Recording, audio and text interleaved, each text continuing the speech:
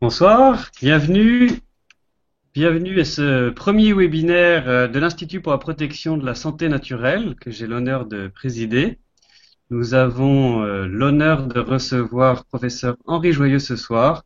Vous êtes extrêmement nombreux, plus de 36 000. Bravo, merci beaucoup. Je vous tiendrai le fil rouge de la soirée ce soir. Je vais commencer en présentant en 2 mots l'Institut pour la protection de la santé naturelle, avant de passer la parole à nos 2 animateurs, Peggy et Jeff, qui sont des spécialistes de ce mode de communication, et puis de passer la parole évidemment au professeur Henri Joyeux.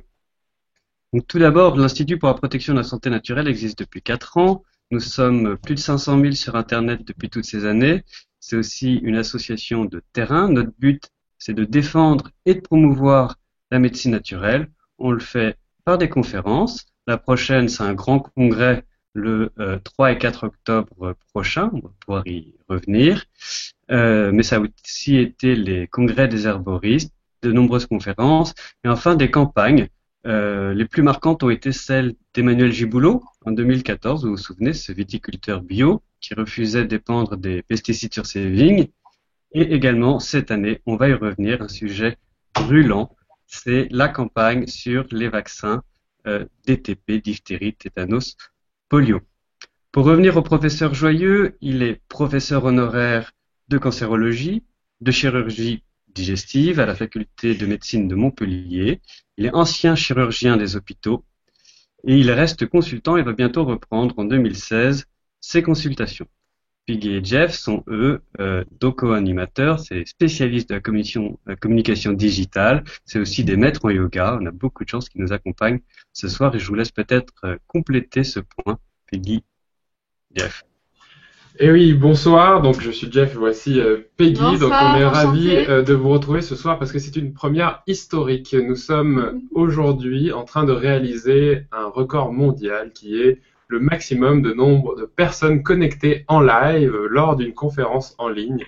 C'est fabuleux la technologie, on peut avoir tous accès au professeur Joyeux et à Augustin également, donc on va vous le passer tout de suite, mais juste avant, eh bien, quelques petites règles pour que ce webinaire fonctionne bien. Première règle. Eh bien, on va fermer donc toutes les petites fenêtres Facebook, vos emails, etc. On ferme toutes les fenêtres pour bien être concentré pendant la conférence. Également sur le côté, pour une partie d'entre vous, parce que vous n'aurez pas tous accès, il y a la possibilité d'avoir un chat dans lequel vous allez pouvoir interagir. Notre rôle ce soir, ça va être de faire l'interface entre vous et le professeur Joyeux pour remonter les questions, les remarques que vous avez. Et donc, c'est sur le côté que ça se passe. Et donc, également, pour bien fonctionner, profiter dans la soirée, prenez un carnet de notes. Oui, donc un stylo et un petit carnet. Et également, prenez de l'eau ou une tisane pour bien hydrater votre corps et donc bien hydrater votre cerveau. Voilà, c'est tout pour nous. Et donc, on vous lit sur le côté et on vous retrouve tout de suite. Alors, je reprends la parole pour dire 2 mots du congrès qui s'annonce les 3 et 4 octobre prochains. Sachez que vous êtes déjà 3000 personnes à venir, ce qui est à la fois une très bonne nouvelle et en même temps malheureux parce que du coup, nous sommes complets. Si bien que pour permettre à d'autres personnes de participer, nous avons décidé, et c'est une très bonne nouvelle, de nous organiser pour proposer un streaming. Je crois qu'un lien devrait apparaître, donc vous pouvez encore vous inscrire. Il y a un prix qui est, il me semble, de 20 € qui permet de couvrir les frais techniques. Mais une fois que ce lien est mis en place, vous pourrez vous joindre et vous pourrez suivre les plénières. Et tout de suite, je vais m'adresser à Henri Joyeux pour lui poser donc cette première question. On a, avec ce congrès, réuni 3000 personnes en quelques mois. C'est quelque chose d'historique. On sent qu'il y a une lame de fond favorable aux médecines naturelles, qu'on appelle aussi médecine complémentaire et alternative. Qu'est-ce que ça vous inspire? Est-ce qu'on peut espérer qu'un tel engouement du public puisse faire bouger un petit peu les lignes au niveau de l'administration qui est encore réticente à accepter ces évolutions? Qu'est-ce que vous en pensez? Professeur Henri, vous avez la parole. Bonsoir à tous et à toutes. et bravo à toute cette équipe qui me permet d'être en contact avec une salle de plus de 36 000 personnes. C'est quand même incroyable et même assez stressant. J'espère ne pas vous décevoir. Première chose, je suis un médecin traditionnel. Ça veut dire que je connais bien la médecine et en particulier la cancérologie. Donc, ceux dont vous parlez, à savoir les médecines naturelles, sont des compléments. Des compléments. Je n'aime pas le mot alternative, je vous le dis tout de suite, parce que alternative, ça voudrait presque dire, bon, j'ai un cancer du côlon, mais avec l'alternative, avec ceci ou cela, quelques poudres de perlimpinpin, mon cancer va disparaître. Ça ne marche pas. Par contre, les médecines complémentaires peuvent nous aider à supporter des traitements qui sont lourds, parce que il faut le dire très clairement, les traitements aujourd'hui en cancérologie sont pénibles. La chirurgie, la radiothérapie, la chimiothérapie, je ne parle pas des abus, parce que des abus, évidemment, on le sait, il y en a, mais il faut faire très attention de ne pas passer dans l'excès. Vous voyez, c'est-à-dire de voir des gens, j'en ai vu encore un dans la journée où cet homme qui a un âge relativement avancé, eh bien, part du principe qu'il faut tout refuser. Non, il ne faut pas d'abord tout refuser, il faut d'abord vérifier l'état du cœur, l'état des reins, avoir une vision globale de l'individu, voir ensuite quelle est la pathologie dont il est porteur et lui proposer non seulement la médecine qui va pouvoir le guérir, en associant des compléments qui peuvent l'aider à supporter tout ça.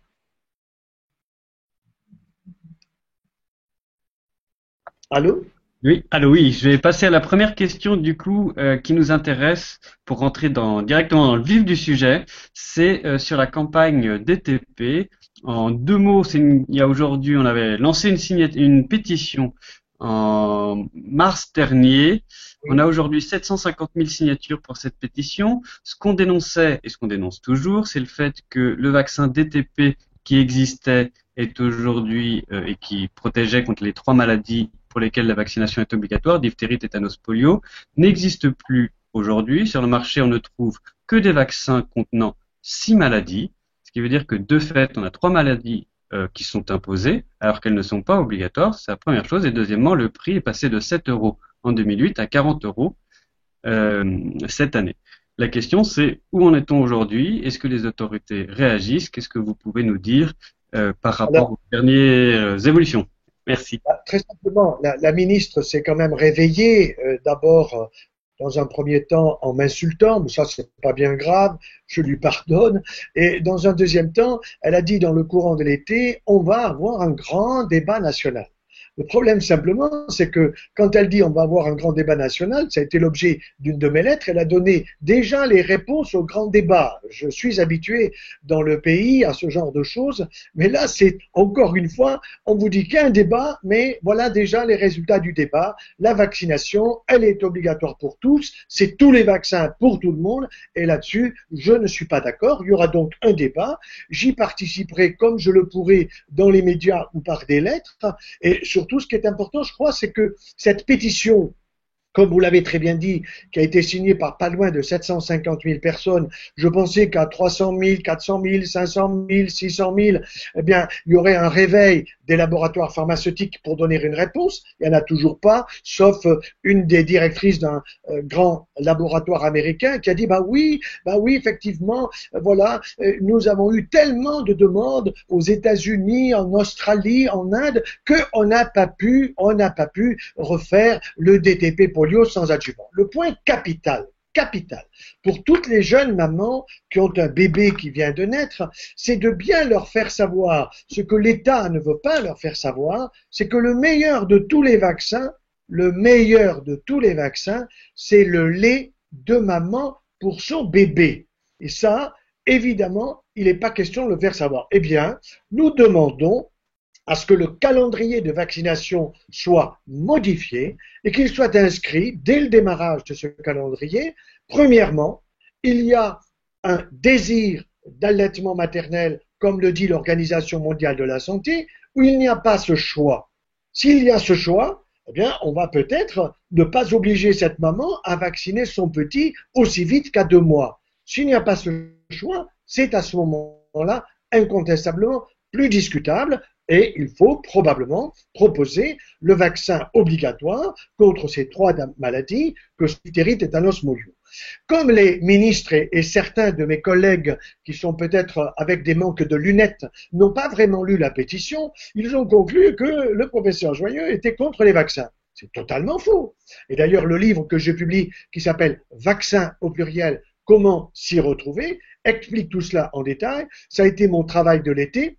J'ai commencé le 10 juillet, j'ai terminé le 30 août, j'ai bossé 6 à 8 heures par jour et je suis heureux du bébé qui va sortir, aidé par des collègues qui n'osent pas trop donner leur nom et je le respecte, préfacé par un professeur de pharmacie de très grande qualité. Donc je pense que là, il y aura toutes les réponses détaillées concernant les 59 maladies qui sont contagieuses et pour lesquelles, pour certaines, on a des vaccins, pour d'autres, on n'a pas les vaccins. Donc tout cela est précisé dans le détail. Ce que je veux dire, c'est que cette pétition, j'ai été très étonné par le nombre de personnes qui se sont précipitées pour signer et qui continuent jour après jour. Je ne l'ai jamais imposé. J'ai reçu plus de 5000 mails dans l'été. Je n'ai pas pu répondre à tout le monde. J'ai essayé de les regrouper pour donner des réponses à ceux qui me posaient des questions sur ce sujet des vaccins. Eh bien, c'est ce qui a été, je dirais, à l'origine de ma décision pour écrire le livre dont je viens de vous parler et j'espère beaucoup qu'il va aider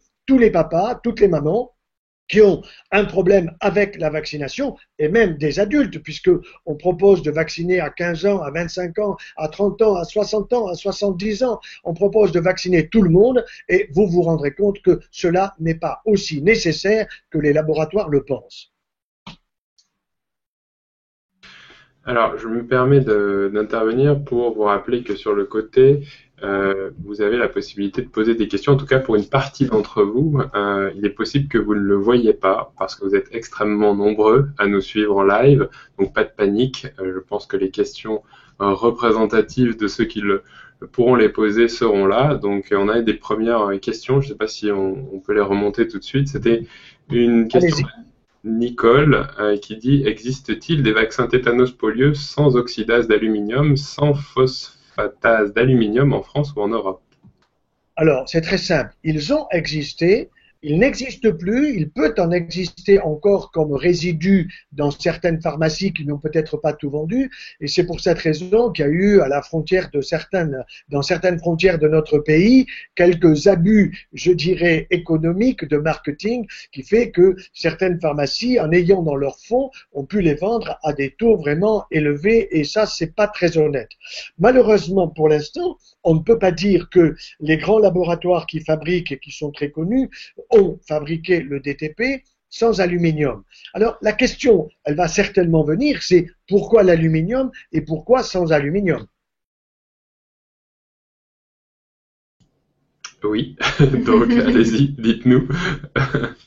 Alors, c'est simple. Ils ont ajouté l'aluminium parce que il faut ajouter, si vous voulez, un produit qui est une sorte d'irritant qui va stimuler l'immunité de l'enfant.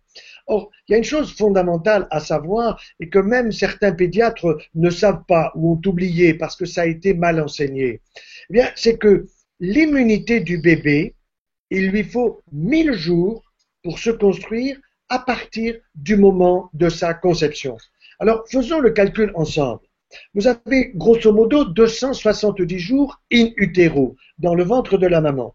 Vous ajoutez 2 années, 2 fois 365 jours, plus le temps de la grossesse et vous êtes à 1000 jours. Ça veut donc dire que le système immunitaire de l'enfant, à 2 mois, je suis désolé, il n'est pas encore en place. Et c'est pour cette raison que les vaccinologues, donc les spécialistes des vaccins, dès les années 1926, se sont dit, mais comment faire pour stimuler cette immunité qui est encore insuffisante chez l'enfant? Qu'est-ce qu'ils ont fait? Eh bien, on va ajouter un adjuvant.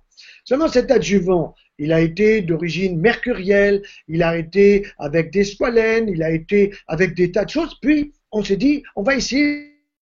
Effectivement, l'aluminium est un métal lourd qui est un stimulant d'immunité qui crée, si vous voulez, une stimulation du système immunitaire, mais le problème, c'est que c'est un biopersistant. Qu'est-ce que ça veut dire?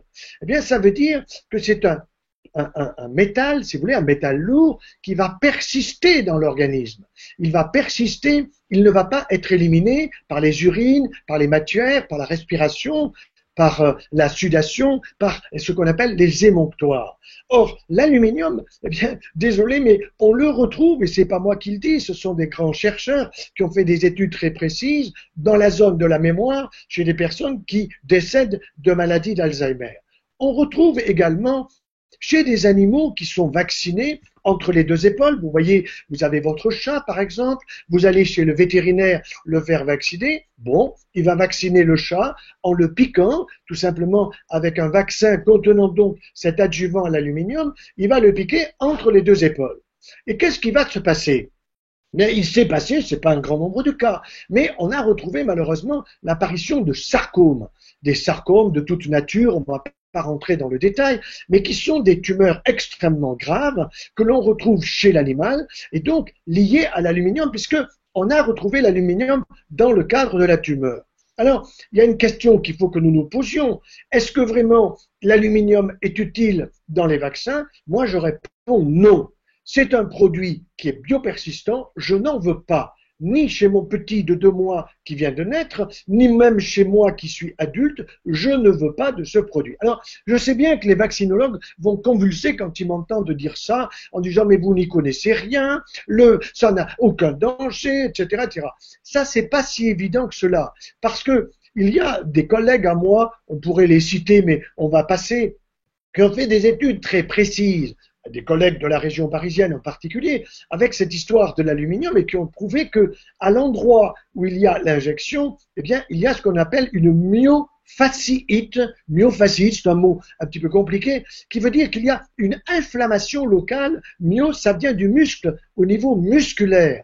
Et cette pathologie-là peut rester localisée ou au contraire peut malheureusement créer une véritable pathologie. Et il y a des choses entièrement reconnues par la médecine, mais on vous dira que l'aluminium, vous en avez dans l'eau, vous en avez dans des aliments, et que donc ce n'est pas les vaccins qui sont responsables. Eh bien, si nous avons de l'aluminium autour de nous, moi je préfère ne pas en avoir en plus avec les vaccins. Donc, ça veut dire que je demande, et pas tout seul, avec pratiquement les 750 000 personnes qui ont signé la pétition, ce que nous demandons, c'est très simple, c'est qu'ils veulent bien, et ils savent le faire, refabriquer le DTP, c'est-à-dire le vaccin obligatoire qui a été rendu obligatoire à juste raison, et d'ailleurs le Conseil constitutionnel l'a confirmé, contre la diphtérie, le tétanos et la polio, mais si la maman allait le bébé, voyez, j'y reviens, je pense qu'on peut attendre pour vacciner l'enfant. Comme il y a beaucoup de mamans qui ont compris que l'allaitement maternel, c'était le premier vaccin pour le bébé, eh bien, elles peuvent attendre peut-être d'avoir terminé cet allaitement maternel qui est, je le rappelle, pour l'Organisation mondiale de la santé, 6 mois intégralement, plus une année le matin avant de partir au boulot et le soir au retour du travail, ce qui est parfaitement possible. Je connais beaucoup de mamans qui le font, qui en sont ravies. Seulement, voilà, vous ne faites pas la publicité, Monsieur Joyeux, pour les laits maternisés. C'est pas bien. D'autant que l'environnement de la maman fait qu'elle respire de l'environnement pollué. Alors, elle va polluer son bébé en lui donnant du lait pollué. Tout ça, c'est du vent en tempête. On sait même qu'une maman qui serait porteuse du virus du sida, ainsi que son petit, et s'il l'a pas, c'est mieux, évidemment, parce que toutes les mamans qui mettent au monde un enfant, si la maman est porteuse du virus du sida, tous les enfants n'ont pas le virus du sida. Eh bien, on conseille à la maman d'allaiter son enfant, ce qui est bon pour la santé de son bébé et en même temps pour sa propre santé personnelle au niveau de son sein. Alors j'avais une question concernant l'hépatite B. C'est une des maladies qui est contenue dans les 3 en plus. Et c'est un vaccin qui a été controversé. Beaucoup de personnes sont inquiètes de l'idée de devoir vacciner. Bon, je vous laisse répondre. Augustin, elles ont raison et je vais vous dire très très clairement les choses là-dessus. Comment attrape-t-on une hépatite B? On attrape une hépatite B si on est dans le milieu de la médecine au contact du sang humain. Par exemple, je suis chirurgien, bon, eh bien, en tant que chirurgien, j'ai intérêt à me faire vacciner contre l'hépatite B, je suis jeune médecin, je suis infirmier, je suis sage-femme, bon, donc là, il n'y a pas de doute que la vaccination est utile. Mais est-ce que tout le monde va être infirmier, va être médecin, va être chirurgien? Et puis, évidemment, il y a aussi une autre raison, c'est que si vous vous droguez, si vous vous piquez, si vous utilisez la cocaïne après le hashish, etc., eh bien, oui, vous risquez de vous faire passer le virus de l'hépatite B par celui qui a utilisé la même seringue ou si vous avez une relation intime avec cette personne. Si, par exemple, la maman est porteuse de l'antigène correspondant à la maladie de l'hépatite B, il faut vacciner les enfants. Mais que je sache, c'est pas tous les parents qui sont porteurs de l'hépatite B. Et en même temps, je ne cherche pas à discriminer ou à me moquer d'une maman ou d'un papa qui est porteur du virus de l'hépatite B.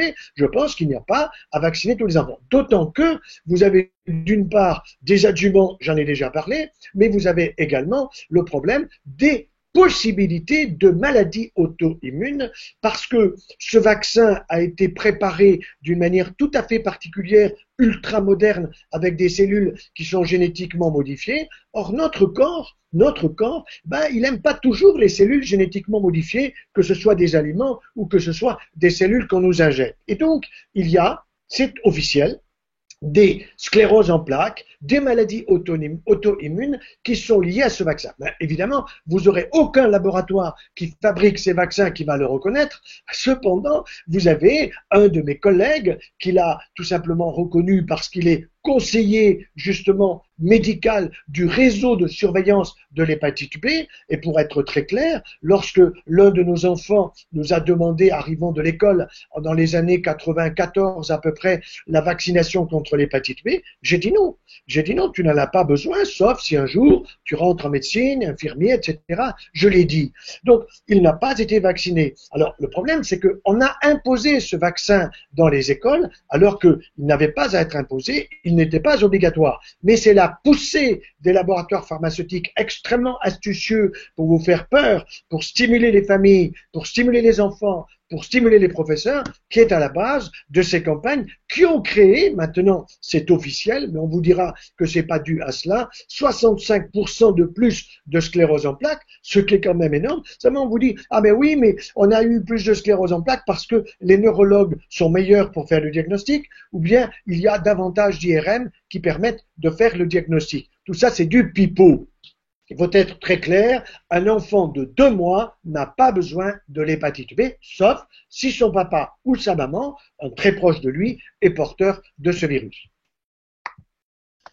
Alors justement, vous avez parlé de peur, et c'est vraiment le sentiment qu'on a dans les questions qui ont remonté cette semaine au niveau de l'IPSM. On sent que les familles sont un peu dans l'attente. Pour le congrès du 3 et 4 octobre, on a prévu justement des moments de débat avec des médecins, avec des avocats aussi, sur le sujet. Et l'un des points qui remonte, c'est qu'il y a des vaccins qui sont disponibles en Italie, en Suisse, en Belgique.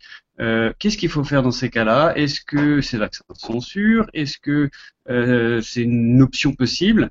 Et ça, c'est la première chose. Et la deuxième chose, c'est comment est-ce qu'on rassure tous ces parents qui sont dans l'attente, qui savent pas trop comment faire, qui ont peur de s'adresser à leur médecin et de ces remontrances, et comment on fait pour recréer un lien justement entre médecins bonne question. Je pense que le médecin va faire d'abord une ordonnance. Bon, cette ordonnance, elle est peut-être nécessaire pour certains vaccins pour obtenir le remboursement à 65% ou à 60%, première chose. Mais quand vous avez l'ordonnance, vous allez chez le pharmacien. Bon, le pharmacien, vous lui dites, je veux le vaccin que m'a prescrit le docteur Dupont. Bien.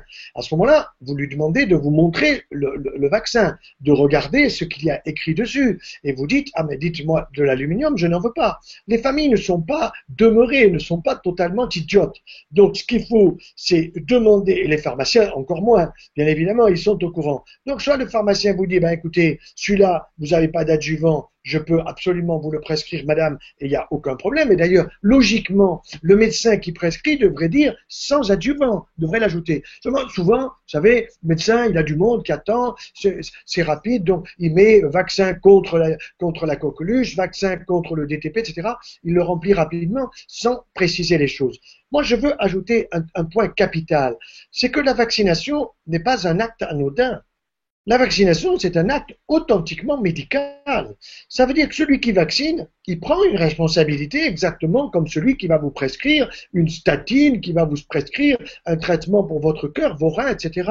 Donc, je pense que le pédiatre en particulier, ou le médecin généraliste, a une responsabilité. Il faut donc qu'il examine l'enfant ou qu'il interroge bien la maman et l'enfant, puisque quand il est tout petit, évidemment, il ne peut pas parler, pour savoir comment s'est passée la grossesse. Est-ce que ça a été un enfant qui est né par les voies naturelles ou est-ce que c'est un enfant qui est né par césarienne? C'est pas la même chose au niveau de son système immunitaire. Est-ce qu'il est allaité? Est-ce qu'il n'est pas allaité? Voyez-vous, je pense que là-dessus, les familles commencent à savoir beaucoup de choses et moi, mon rôle, c'est justement d'aider les familles à faire ces choix.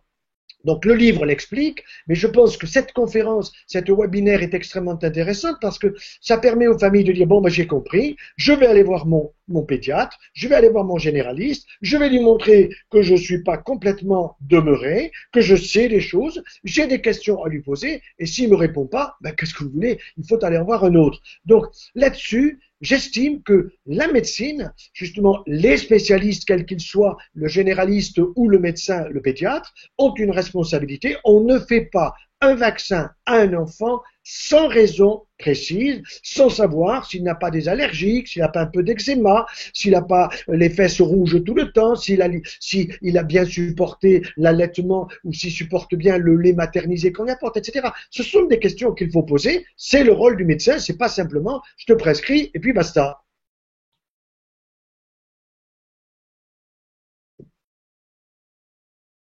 Je vous propose, sauf si Jeff et Peggy ont des questions en nombre sur le sujet, du coup qu'on passe au sujet suivant, Oui. qui est la maladie d'Alzheimer et Parkinson. La maladie d'Alzheimer, c'est demain la journée mondiale de la maladie d'Alzheimer. Visiblement, ça sera sur toutes les antennes. C'est une maladie qui touche presque 1 million de personnes en France, 1,5 million au Canada. Vous avez écrit un livre dessus sur Parkinson et Alzheimer. C'est aussi une maladie qui fait peur. Comment est-ce que d'abord on explique ce phénomène d'augmentation et aussi le fait que les gens de plus en plus jeunes développent cette maladie? Ça va être votre sujet lors du congrès des 3 et 4 octobre prochains. Alors, vous voyez, vous avez deux éléments, vous l'avez dit, il y a des personnes de plus en plus jeunes d'une part, et puis d'autre part, vous avez des personnes âgées qui arrivent à un âge où 95 ans, ils commencent à perdre la mémoire, ils savent plus ceci, cela. Bon, donc l'important, c'est d'essayer de comprendre qu'est-ce qui se passe. Aujourd'hui, il faut être clair, il n'y a pas tellement de traitements efficaces, peut-être un petit peu plus pour le Parkinson que pour l'Alzheimer, mais les traitements qui sont proposés aujourd'hui ne sont pas vraiment utiles. Il faut le demander aux personnes atteintes, ou du moins aux personnes qui entourent la personne qui est atteinte, le conjoint, etc. Bon, donc le problème, c'est de savoir pourquoi, et vous avez raison de poser cette question, pourquoi y a-t-il autant de malades, et même on nous proposerait bientôt qu'il y ait 1 million, 2 millions, etc. Je crois que toutes les études qui ont été faites concernant ces deux maladies montrent que aujourd'hui, ce sont des maladies auto-immunes. Ah, auto-immune, qu'est-ce que ça veut dire? Auto en grec, ça veut dire moi, hein, et automobile, c'est la mobilité de moi. Auto-immune, c'est mon auto-immunité, mais ma propre immunité. Mais quand on dit maladie auto-immune, on devrait dire presque maladie anti-mon immunité. Bon, peu importe, le mot maladie auto-immune signifie que vous avez un problème dans votre immunité. Alors, notre immunité, il faudrait en parler des heures, il faudra peut-être faire un webinaire là-dessus. C'est un sujet absolument fabuleux, l'immunité. Ça veut dire que nous avons un système immunitaire qui est fait pour nous protéger. Ce système immunitaire, il est partout dans notre corps. On l'a même trouvé récemment, j'ai fait une lettre là-dessus, dans les méninges. Vous voyez, on s'y attendait pas. Avec une correspondance entre les ganglions qui sont dans la méninge qu'on appelle la dure-mère et les ganglions du cou. Nous avons un système immunitaire dans tout notre corps, c'est-à-dire dans le thorax, dans l'abdomen, dans les membres, etc. Tous nos organes ont des cellules immunitaires qui sont faites pour nous protéger. Et même le cerveau. Alors le problème du cerveau, c'est que vous avez d'une part des noyaux gris centraux, noyaux gris parce qu'à la coupe du cerveau, ils sont gris, centraux parce qu'ils sont au centre du cerveau, et puis vous avez une zone merveilleuse qu'on appelle l'hippocampe. Alors, l'hippocampe, elle a la forme d'un cheval marin, l'hippocampe, et on le sait, c'est la zone de la mémoire courte, ce que je viens de dire il y a quelques instants, de la mémoire moyenne, ce que j'ai fait il y a 1 mois, il y a 2 mois, etc., et puis de la mémoire plus ancienne. Or, ce qui se passe, c'est que dans l'Alzheimer, c'est une destruction progressive de notre zone de la mémoire, et dans le Parkinson, c'est une destruction progressive d'un noyau gris central, noir, qu'on appelle le locus niger. Niger, ça veut dire noir, locus, le lieu noir, si vous voulez, qui se met à chahuter, c'est-à-dire que les cellules nerveuses de ces régions-là se mettent à dégénérer.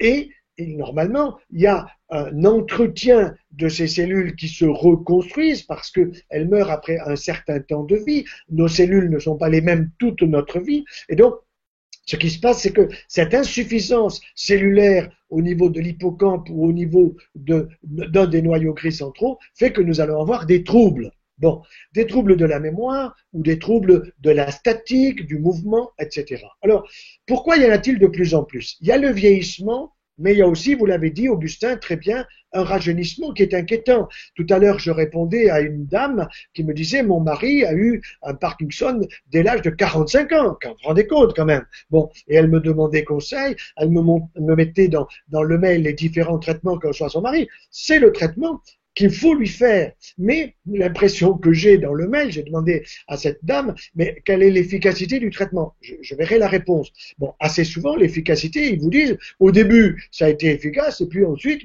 ça marche de moins en moins, alors est-ce qu'il n'y a pas des compléments à apporter? La question, c'est donc pourquoi cet homme de 45 ans fait-il une maladie de Parkinson? Pourquoi cet homme de 85 ans fait-il un Alzheimer ou un Parkinson? Eh bien là, maladie auto-immune, nous retrouvons un de mes sujets chers et importants, évidemment, c'est l'alimentation.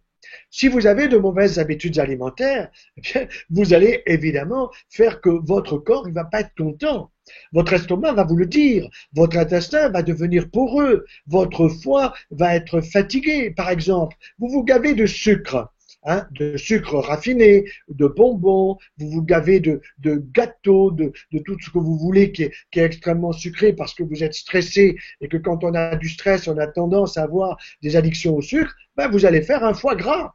Alors, le foie gras, c'est très bon quand c'est dans l'oie, mais c'est pas bon quand c'est dans le corps d'un humain. Ça vous fatigue. Et quand je suis en consultation et qu'une dame me dit, docteur, pouvez-vous voir le dossier de mon mari? Bien sûr. Qu'est-ce qu'il a, votre mari, madame?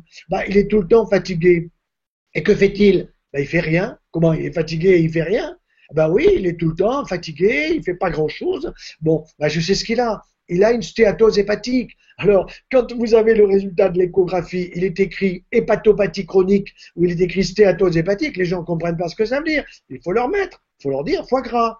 Bon, docteur, j'ai un foie gras, comme les soies. Mais regardez une oie, quand elle a son foie gras que vous allez récupérer pour le manger à Noël, cette oie, elle est en train de capoter. Elle respire très mal, elle est au bout de vie. Eh bien, quand nous avons justement trop de sucre dans le foie, nous en avons peut-être aussi trop dans le cerveau. C'est pas du sucre, c'est que nous n'apportons pas suffisamment du bon gras à notre cerveau. Le gras.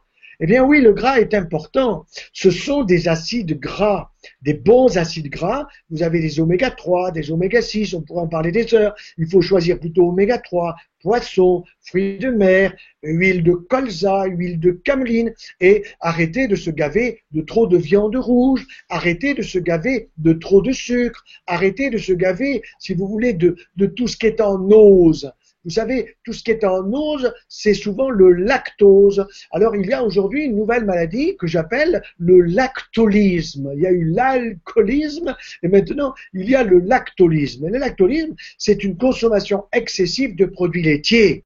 Je ne suis pas contre les produits laitiers. Je suis contre la consommation excessive. Pourquoi? Parce que dans les produits laitiers, vous avez tout simplement du lactose en grande quantité. Vous avez trop de calcium pour un organisme humain, mais on vous fait croire qu'il vous emploie absolument pour éviter la chaise roulante et pour éviter l'ostéoporose, voyez-vous. Et en même temps, vous avez des facteurs de croissance qui sont pas pour nous, parce que le lait de la vache, il est fait pour le veau. Il n'est pas fait pour le cerveau de l'humain. Alors, ça commence chez un homme avec une prostate de veau, vous le retrouvez avec une prostate de 100 cm3. Je voyais récemment un de mes copains urologues, je lui disais, mais tu sais pourquoi un homme peut avoir une prostate de 100 cm3? Il me dit, mais moi je l'opère. Ah oui, tu l'opères, d'accord. Mais est-ce que tu sais pourquoi il a 100 cm3? Il me dit, j'en sais rien. Il a l'air de dire, je m'en fous. Mais moi, je m'en fous pas. Parce que j'ai pas envie d'avoir une prostate de 100 cm3. Bah, tout simplement parce qu'il se gave de produits laitiers. Vous voyez, beaucoup trop de produits laitiers. Attention, je ne dis pas qu'il faut pas prendre des bons fromages, mais je dirais qu'il faut aller plutôt vers le petit animal qui est là, le fils de la chèvre qui s'appelle le chevreau, le fils de la brebis qui s'appelle l'agneau, et que je n'ai pas un corps comme le veau qui lui prend 365 kilos en une année et qui, au niveau cérébral, est aussi con un an après que quand il est né. Alors ça fait rire beaucoup de gens quand je le dis, mais c'est une réalité. Donc, on peut arriver à se construire par une maladie auto-immune de l'alimentation, par de mauvaises habitudes alimentaires, on peut se construire une pathologie cérébrale, une pathologie comme le Parkinson ou l'Alzheimer, ou alors vous allez vous construire une pathologie cutanée, une pathologie pancréatique. Cela dépend un petit peu de la susceptibilité des personnes, ce qu'on appelle l'épigénétique.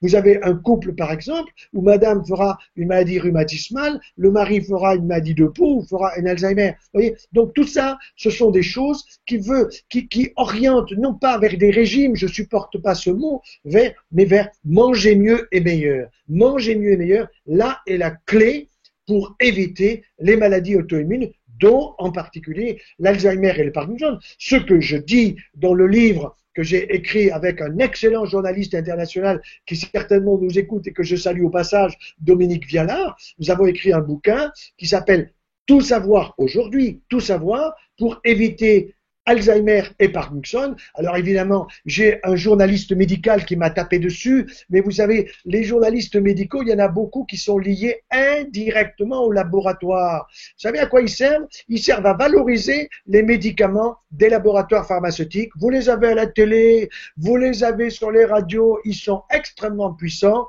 et évidemment, ils sont pas contents de ce que je dis. Mais ça, je peux vous dire, ça m'est égal. Moi, j'ai la liberté de parole et je vous remercie de me la donner.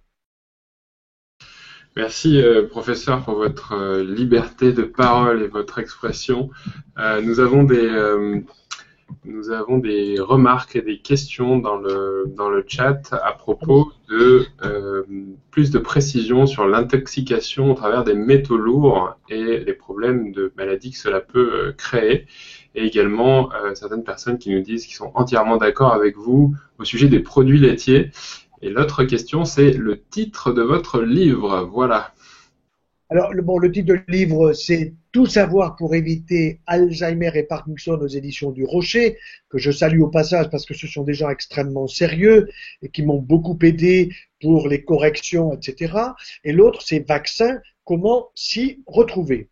Alors, concernant d'abord la question des adjuvants et des métaux lourds, il y a eu le mercure, un dérivé du mercure, on ne va pas compliquer trop les choses pour les gens, mais ça s'appelle surtout le thiomersal, et sur le plan international, ce thiomersal comme adjuvant a été quasiment éliminé des vaccins.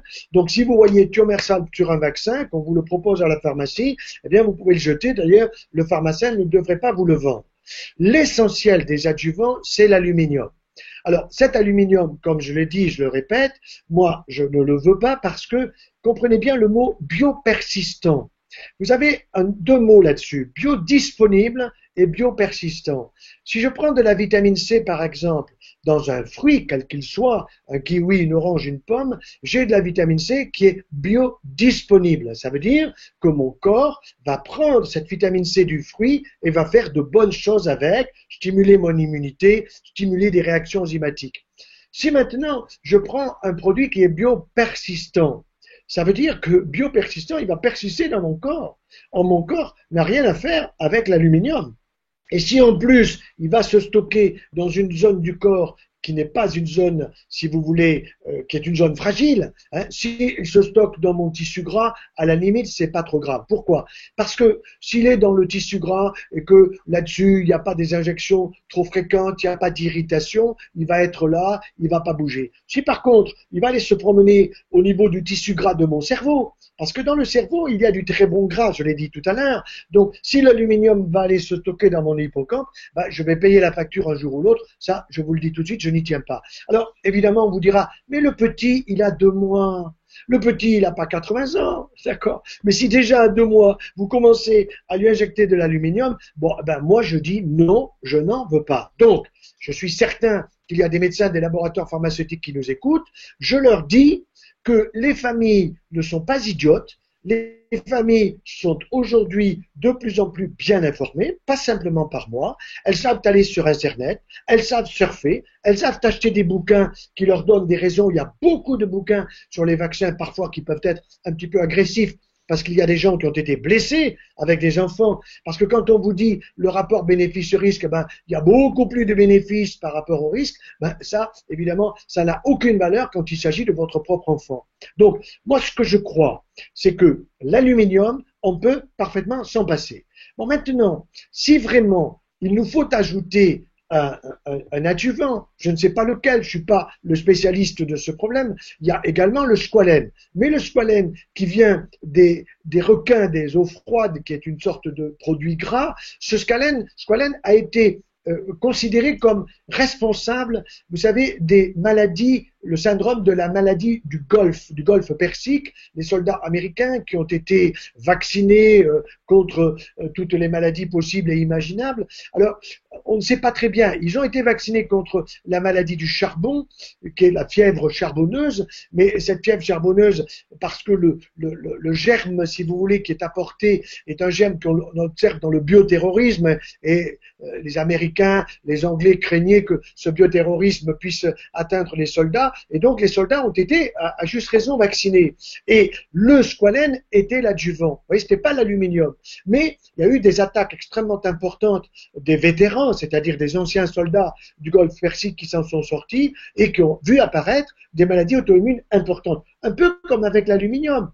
Donc moi, ce que je crois, c'est que nous avons un bon système immunitaire, qu'il faut vacciner les enfants pour les 3 vaccins obligatoires, ça je ne le nie pas, je ne l'ai jamais contesté, et qu'il y a ensuite des vaccinations à faire pour des personnes qui en ont besoin. On va être très clair.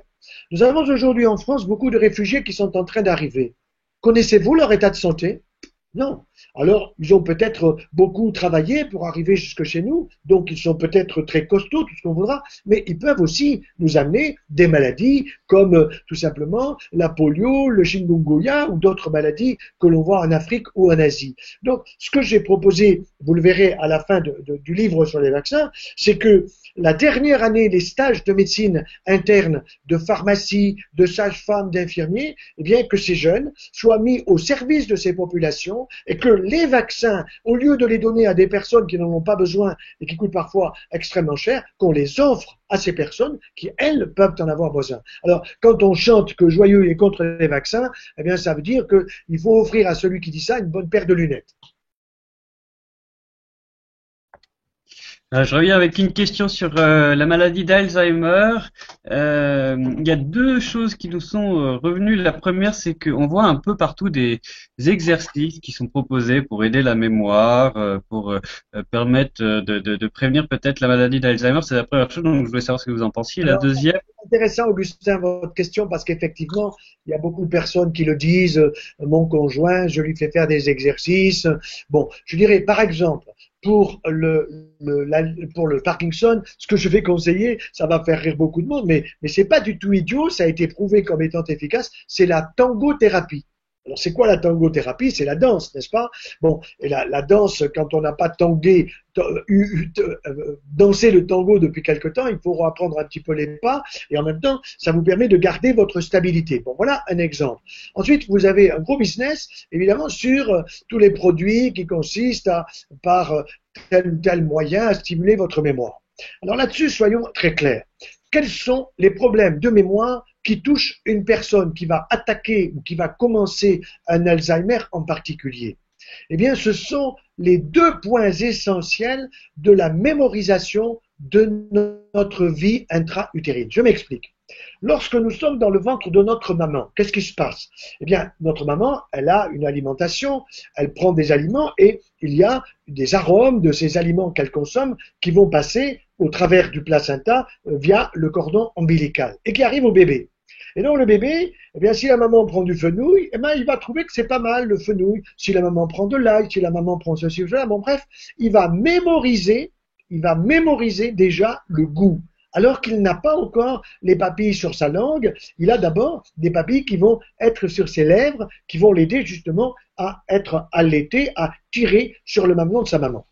Et puis ça, c'est donc le goût. Et puis il y a l'odorat. Alors l'odorat, c'est quoi? Eh bien, c'est tout simplement l'odeur de sa maman. Le liquide amniotique a une odeur. Je ne parle pas de sa composition, je parle de son odeur. L'odeur de la maman, ce qu'on appelle l'odeur sui generis, que nous avons tous les uns et les autres, eh bien, cette odeur, l'enfant est capable de la reconnaître. Et quand vous mettez le bébé qui vient de naître entre deux mamans qui ne sont pas parfumées ou qui sont deux mamans différentes, dont l'une est sa maman, eh bien, vous allez voir que le bébé, il va ramper vers sa maman. Et personne ne lui a dit d'y ramper vers la maman. Pourquoi? Parce qu'il rampe vers l'odeur de sa maman. Eh bien, dans l'Alzheimer, qu'est-ce qui se passe? Les premiers signes, c'est la perte du goût et de l'odorat. Alors attention, c'est pas tout d'un coup j'ai plus le goût, c'est pas tout d'un coup j'ai plus d'odorat. C'est progressif. Et pourquoi? Eh bien, tout simplement parce que on nous apprend à manger guillemets McDo, on nous apprend à manger rapide, on nous apprend à ne pas mastiquer les aliments, on nous apprend à ne pas goûter les aliments. Or, si vous voulez goûter une pomme, eh bien, il ne faut pas la croquer 3 fois et l'avaler en morceaux. Non, il faut véritablement faire le tour de notre palais des saveurs. Vous savez que j'utilise beaucoup ce mot palais des saveurs parce qu'il a une belle signification. Palais et puis des saveurs. Eh bien, si nous sommes avec un début de perte du goût et de l'odorat, de la même façon que la pomme, la vraie, la bio, elle a une odeur de pomme et pas une odeur de banane, de la même façon qu'elle a un goût de pomme et pas une odeur, un goût de banane, eh bien, je vais apprendre à cette personne tout simplement à prendre son temps, à mastiquer longuement, et je vais l'aider à retrouver progressivement son goût et son odorat. Et ça coûte moins cher que d'acheter des logiciels de droite ou de gauche qui vous permettent soi-disant de stimuler votre mémoire en comptant, en multipliant, en divisant. J'en ai vu un comme ça. Bon, moi, je l'ai utilisé, je peux vous dire, ça m'a fatigué plus qu'autre chose, et je préfère apprendre aux gens à mieux s'alimenter, manger mieux et meilleur, prendre son temps, goûter les aliments, partager en famille, avec son conjoint, avec ses enfants ou ses petits-enfants, le goût de cette pomme, le goût de ce poisson, et à ce moment-là, eh bien, on voit revenir, parce que, ne l'oublions pas, et ça c'est capital, les papilles de notre langue, nous les refaisons tous les 10 jours, tous les 10 jours. Ça veut dire que si demain c'est le 1er octobre, le 10 octobre, eh bien, j'ai tout neuf. Alors, non pas que le 9, la veille, tout disparaît pour apparaître, mais ça veut dire qu'en permanence, mes petites papilles de la langue, qui sont des petits filaments, comme des petites feuilles, comme des petites couronnes, comme des petits champignons, c'est fabuleux quand vous regardez ça avec de forts grossissements, et avec, en plus, la salivation, parce qu'on mastique les aliments avec nos dents, eh bien, à ce moment-là, on va retrouver le goût, on va retrouver l'odorat, car l'odorat, nous le refaisons tous les 3 mois. Vous voyez, papilles 10 jours, odorat 3 mois. Donc, quand une personne, avec la chimiothérapie, a perdu le goût, eh bien, il faudra plus de temps que 10 jours pour le retrouver. Quand elle a une chimiothérapie qui lui abîme incontestablement son odorat, eh bien, il faudra plus de 3 mois, peut-être 4, peut-être 6 mois pour certaines personnes, en fonction de l'importance du traitement qu'elle a reçu. Vous voyez, ce sont des choses qui ne sont pas compliquées. Mais pourquoi ne le dit-on pas? Eh bien, grâce à vous, ça va diffuser. Alors justement, en parlant de diffusion, je vous rappelle que sur le côté, vous avez la possibilité de rejoindre la diffusion du live de ce congrès IPSN qui va être absolument fabuleux. Là, on a la chance d'avoir le professeur Joyeux avec nous et on retrouvera lors de ce congrès, mais il y aura également tout un tas d'intervenants. Augustin pourra sûrement nous en dire un petit peu plus. Mais donc, profitez-en, c'est sûr. Excellent, excellent, ça veut dire, aucun doute, ça va être fabuleux.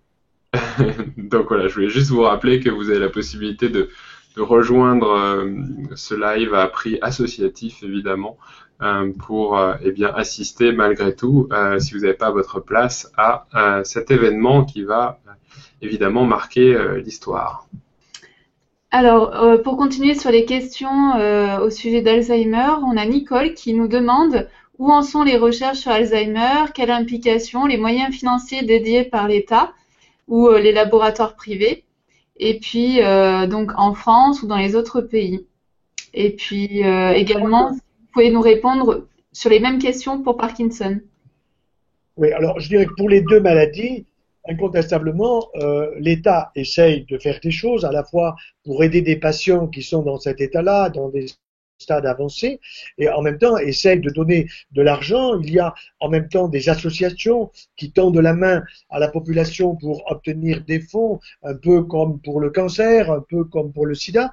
Tout ça, ce sont des bonnes choses. Ce qui est certain, si vous voulez, c'est que il n'y a pas, ça c'est quand même assez frappant, vous avez plutôt de l'argent qui est destiné, que ce soit par les laboratoires ou par les associations, qui est destiné à trouver le médicament miracle, mais à aucun moment vous avez de l'argent qui est destiné à faire une étude pour faire ce qu'on appellerait une étude épidémiologique des personnes qui arrivent à un âge très avancé, qui sont en pleine forme. Vous voyez, je vais vous donner un exemple qui est absolument merveilleux parce que c'est un très grand ami que j'admire beaucoup et qui fait la postface de notre livre sur tout savoir pour éviter Alzheimer et Parkinson. C'est un homme peut-être qui m'écoute et que je salue avec beaucoup de déférence et beaucoup d'amitié. C'est Edgar Morin. Bon, il a un âge très avancé, il a une pêche extraordinaire, mais comment mange-t-il? Méditerranéen. Est-ce qu'il prend son verre de vin à chaque repas? Bien sûr, il prend un ballon et pas un litron, il prend du bon poisson, il prend des bons fruits et il choisit, il va lui-même faire son marché. Je l'ai vu faire cela, mais voilà, c'est là que vous avez des choses à faire passer.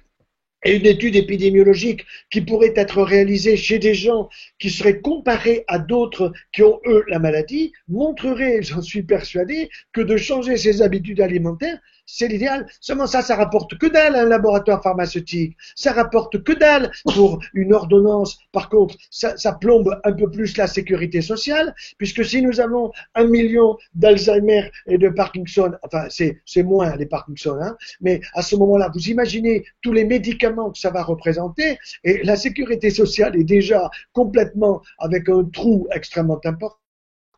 Et les laboratoires font du pognon sur quoi? Sur l'argent de la sécurité sociale. C'est-à-dire les laboratoires font de l'argent au fond en nous soignant parfois très efficacement, mais parfois, il faut le dire aussi, d'une manière excessive. Bon, donc la recherche avance, il n'y a aucun doute. Il y a un de mes collègues allemands que j'aime beaucoup qui s'appelle le docteur Ludwig Manfred Jacob, qui a écrit un gros bouquin pour les spécialistes qu'il appelle La nutrition raisonnée, et il a tout un chapitre justement sur le Parkinson, sur l'Alzheimer, et je conseille ce bouquin à tous mes collègues qui sont très branchés sur la nutrition, c'est pas trop pour le grand public, mais c'est vraiment, vous voyez, des choses qui sont essentielles. Moi, je fais beaucoup plus confiance au changement des habitudes alimentaires, à la stimulation du goût et l'odorat. C'est pour ça que j'ai écrit un bouquin sur le chocolat, j'en ai écrit un autre sur le thym, et le journaliste dont je parlais tout à l'heure, qui a ridiculisé tout ça, je dirais, il s'est beaucoup plus ridiculisé lui-même qu'autre chose. Voilà. Donc, ce que je crois, soyons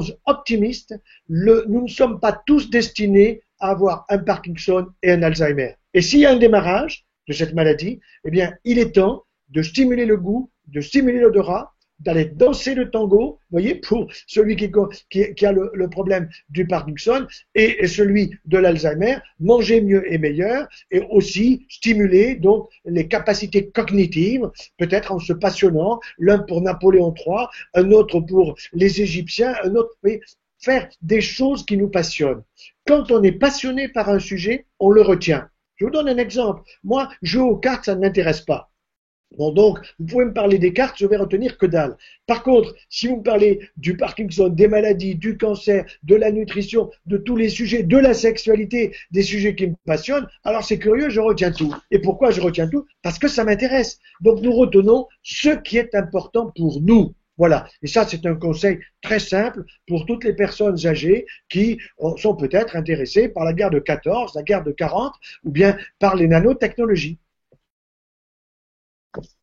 Alors, vous avez parlé d'alimentation et j'ai une question toujours sur Alzheimer qui concerne l'huile de noix de coco et les huiles TCM. Il faut voir que l'IPSN avait organisé une conférence il y a quelques mois avec le docteur Mary Newport, une américaine qui a beaucoup travaillé sur le sujet. C'est un sujet dont on parle de plus en plus. Il y a beaucoup d'espoir dans le domaine. Est-ce que c'est quelque chose que vous avez pu voir et qu'est-ce que vous pouvez nous en dire? Alors, honnêtement, je n'ai pas d'expérience. J'ai vu effectivement cette conférence, ce livre, de cette femme qui a, semble-t-il, beaucoup aidé son mari qui avait qui avait lui-même un problème d'Alzheimer. Bon, dans l'huile de coco ou de copra, hein, c'est la même chose. Il y a effectivement ce qu'on appelle des TCM. Ça veut dire des triglycérides à chaîne moyenne. Alors, ces triglycérides à chaîne moyenne, bon, ils peuvent être intéressants pour notre cerveau, pourquoi pas, mais je dirais pour moi les plus intéressants, ce sont les oméga 3, parce que ça c'est démontré. Donc les oméga 3, c'est poisson, fruits de mer, l'huile de colza, l'huile de cameline, éventuellement l'huile de noix. Bon, voilà. Alors le problème de ces TCM surtout, c'est qu'ils ne sont pas cuits, si vous voulez, il n'y a pas de cuisson. Mais dans cette huile de coco, il y a aussi des acides gras. Bon, ces acides gras, on peut en prendre, mais il ne faut pas non plus trop forcer. C'est un peu, vous savez, ce qu'on appelle le rapport entre oméga 3 et oméga 6. Les oméga 6 poussent à l'inflammation, augmentent les maladies inflammatoires du tube digestif ou bien des maladies auto-immunes. Les oméga 3, c'est l'inverse. Et les TCM, pourquoi pas, mais honnêtement, je n'ai pas une expérience personnelle pour pouvoir répondre avec une expérience d'une manière positive ou négative. Pourquoi pas? Essayons-le et on verra bien. Alors on va revenir sur les vaccins parce qu'on a Marion qui pose une question très intéressante qui est également, a-t-on le droit de refuser de faire vacciner son enfant? Concrètement, quels moyens de pression face à l'école, aux crèches, etc. Alors d'abord, si vous allez à la crèche et qu'on vous demande le certificat de vaccination, on ne peut pas vous refuser de prendre l'enfant à la crèche sous le prétexte qu'il n'est pas vacciné. Vous avez 3 mois devant vous pour le vacciner. Bon, donc, il ne faut pas qu'on vous dise « je ne le prends pas, il n'est pas vacciné ». On vous dit « il faut qu'il soit vacciné ». Ok, je vais le faire dans les 3 mois. Bon, alors le problème, c'est qu'effectivement, le DTP, qui est le vaccin obligatoire, il n'existe pas. Et là, c'est le rôle de Madame la Ministre. Si elle nous écoute, j'espère qu'elle se réveille, mais j'en suis pas certain, mais il y a certainement ses conseillers qui sont en train d'écouter. Messieurs les conseillers, quand la Ministre dit qu'elle n'a aucun pouvoir sur les laboratoires, il ne faut pas se foutre du monde. Elle a un pouvoir sur les laboratoires. D'autant plus que quand elle n'était pas ministre, elle disait la même chose que moi. Exactement, pareil. Elle disait, aïe, aïe, aïe, attention les adjuvants. Bon, et donc, elle était favorable à ce qu'il y ait des vaccins comme le DTP obligatoire sans vaccination. Alors maintenant, imaginons que mon petit-fils, il va aller à la crèche, qu'à la crèche, on le refuse. Bon, donc j'ai 3 mois pour le faire vacciner. Donc, ce que je dis, c'est que d'abord, je veux que les laboratoires pharmaceutiques, il y a Sanofi Pasteur, GSK, enfin tout ça, je les ai tous listés, il y en a 5 internationaux. Je veux que les gens qui sont les grands patrons de ces laboratoires, qui ont des milliards de chiffres d'affaires tous les ans, ce qui est très bien, pourquoi pas, ils ont donc tous les moyens de fabriquer le DTP sans adjuvant. Bon, alors d'autre part, il y a une chose qui est importante pour les médecins pédiatres, et certains certainement nous écoutent, eh bien, c'est de demander à la maman, est-ce que ce petit, vous l'avez allaité ou pas? Aujourd'hui, l'allaitement maternel en France, c'est très faible. Une maman vous dit j'ai allaité pendant 1 mois, pendant 2 mois. Bon, mais ça correspond à rien. Non. Ce que dit l'Organisation mondiale de la santé, c'est pas moi, c'est 6 mois. Maximum, pas maximum, c'est 6 mois intégral, plus 1 an matin et soir. Bon, il y a des mamans qui le font. Ces petits sont en pleine forme. Il n'y a aucun problème. Est-ce que ces petits ont besoin d'être vaccinés? Non, pas du tout. Ils auront besoin d'être vaccinés à la fin donc des 2 ans, quand peut-être cet enfant va rentrer à la crèche, ça je ne sais pas, mais il n'est pas obligé de le vacciner tout de suite. Donc, le médecin pédiatre peut peut-être faire un papier en disant cet enfant n'a pas besoin d'être vacciné pour telle et telle raison. Ensuite, le médecin de PMI, soit il est compétent, soit il n'est pas compétent, ou bien le directeur de la crèche, voyant le certificat de cet enfant fait par le pédiatre, eh bien, il n'y a pas de problème, il accepte l'enfant. D'autant que, admettons, vous avez un enfant qui rentre dans une crèche et qui n'est pas vacciné. Comment peut-il faire passer la maladie à tous ses copains qui sont vaccinés? Est-ce que vous avez réfléchi à ça? On vous dit, mais il faut protéger les autres. Mais les autres, vous dites vous-même qu'ils sont vaccinés tous, et donc ils sont protégés. Donc je ne vois pas comment le petit qui n'est pas vacciné pourrait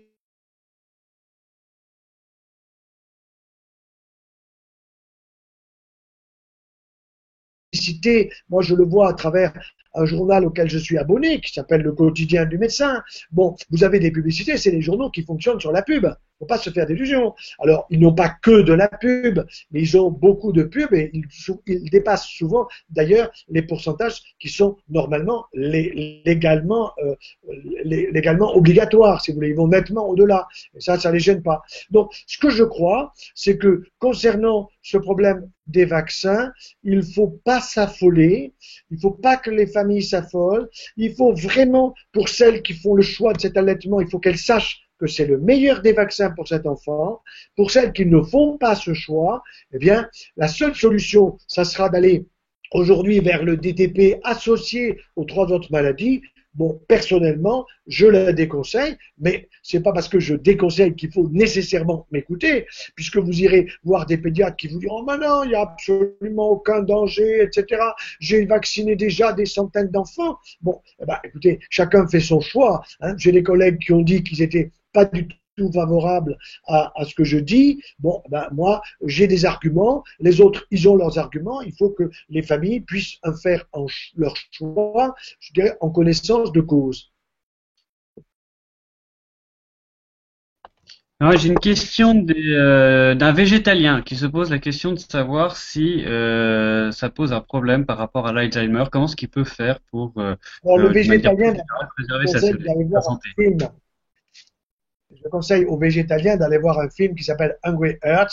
C'est une maman qui est végétalienne, qui attend un bébé, qui a le bébé et qui va absolument le nourrir sans jamais lui donner de produits animaux. Et ça finit par un drame, c'est pas une bonne chose. Alors, est-ce que le végétalien fera plus d'Alzheimer ou moins d'Alzheimer que les autres? Je suis pas capable de répondre parce que justement, il n'y a pas d'étude épidémiologique qui ait véritablement répondu à cette question. C'est une bonne question. Cependant, attention. Le végétalien, c'est quelqu'un qui est exclusif végétal. Ça veut dire qu'il refuse de prendre des œufs, par exemple. Il refuse de prendre un petit peu de fromage de chèvre ou de fromage de brebis. Donc ça, à mon avis, c'est excessif. Pourquoi? Parce que vous avez besoin d'un minimum de cholestérol qui est à la base de la formation de l'hormone du stress, des hormones, en particulier de la sexualité, testostérone pour l'homme, estrogène et progestérone pour la femme. Donc, moi, je pense que l'œuf à la coque avec un jaune liquide ou l'œuf au plat ou une omelette un petit peu baveuse, eh bien, c'est excellent pour la santé. Donc, je crois que le végétalien devrait se mettre à prendre des œufs, à consommer également un peu de fromage de chèvre ou de brebis que ces magnifiques animaux nous donnent pour notre plaisir, pour notre palais des saveurs. Voilà. Maintenant, encore une fois, je ne peux pas vous dire que les végétaliens feront moins d'Alzheimer que les autres. Voilà. Oui, alors nous avons une autre question qui est pas forcément directement en rapport avec Alzheimer. C'est professeur, nous trouvons de plus en plus de dioxyde de titane dans les médicaments. Or, ce produit est une nanomolécule dangereuse, risque de cancer. Qu'en pensez-vous? Ouais, j'en pense pas trop du bien, je suis d'accord, mais tout dépend quel est le médicament. Vous voyez, si le médicament est un médicament dont vous avez besoin pour le cœur ou le rein qui est absolument vital, bon, voilà, il faut voir, faut peser, si vous voulez, le danger réel du produit adjuvant qui est présent dans le médicament par rapport au médicament lui-même. Donc, toujours pareil, il faut faire attention, et ça c'est un sujet important, il faut faire attention aux excès. Il faut faire attention aux gourous. Qu'est-ce que c'est qu'un gourou? C'est quelqu'un qui vous raconte des salades. Vous voyez? Et moi, je pense qu'il faut faire attention à des excès qui consistent à dire ça jamais. C'est comme celui qui dit vaccination, il n'en est pas question. Les vaccins ont été utiles et sont utiles dans notre histoire, dans notre présent, dans notre avenir. Maintenant, quant à dire qu'il faudra un jour avoir un seul vaccin, j'en parle dans le livre, qui vaccinera contre toutes les maladies, je vous dis que pour l'instant, en tout cas, vu l'état actuel de la science, malgré les nanotechnologies, je n'en crois pas un mot. Je n'en crois pas un mot. Je pense qu'il y a des maladies qu'on peut éviter, tout simplement par tes comportements. Je suis étonné de ne pas avoir eu de questions. Je ne vais pas faire comme le général de Gaulle, mais je ne vais pas avoir eu de questions concernant le vaccin contre le cancer du col de l'utérus. Mais peut-être cela va-t-il venir. Alors, il y avait une question sur une marque, justement, c'était Gardasil. Qu'est-ce que vous pensez du Gardasil? Oui. Alors, il s'avère que le président de la République, qui n'aurait pas dû le faire, en a fait la publicité. Bon, il n'a jamais à donner, qu'il soit député ou président de la République, le nom d'un médicament. Alors, qu'est-ce que c'est que ce médicament? Vous voyez, j'ai utilisé le mot médicament pour vaccin. C'est un vaccin contre les papillomavirus. Certains papillomavirus, puisqu'il y en a une bonne centaine, certains papillomavirus qui peuvent être sur le col de l'utérus, peuvent déclencher une réaction inflammatoire, et cette réaction inflammatoire donne ce qu'on appelle une cervicite, col de l'utérus cervicite, et cette cervicite peut se transformer en cancer. Et aujourd'hui, le diagnostic se fait tout simplement par ce qu'on appelle le frottis. Bon, alors, il s'avère qu'il y a eu un prix Nobel d'origine allemande avec d'autres qui étaient d'ailleurs au moment, je crois, du prix Nobel de Montagnier, qui a justement montré qu'il y avait la possibilité de trouver, de mettre au point un vaccin contre ces papillomavirus. Deux laboratoires se sont affrontés, un laboratoire français, un laboratoire américain, avec des produits qui sont différents pour vacciner contre tel ou tel, mais contre les plus importants papillomavirus, mais il s'avère qu'il y a eu des pépins. Bon. Alors ces pépins pour les labos, ils comptent pas, ils comptent pas. Mais par contre, ils comptent pour les familles qui se sont retrouvées avec des problèmes chez des jeunes filles. Bon. Alors, comment d'abord attrape-t-on le papillomavirus? Il faut le dire très clairement, c'est une IST. Qu'est-ce que c'est une IST? Infection sexuellement transmissible. Avant, on disait maladie sexuellement transmissible. Bon. Donc, c'est sexuellement transmissible. Par qui, par quoi?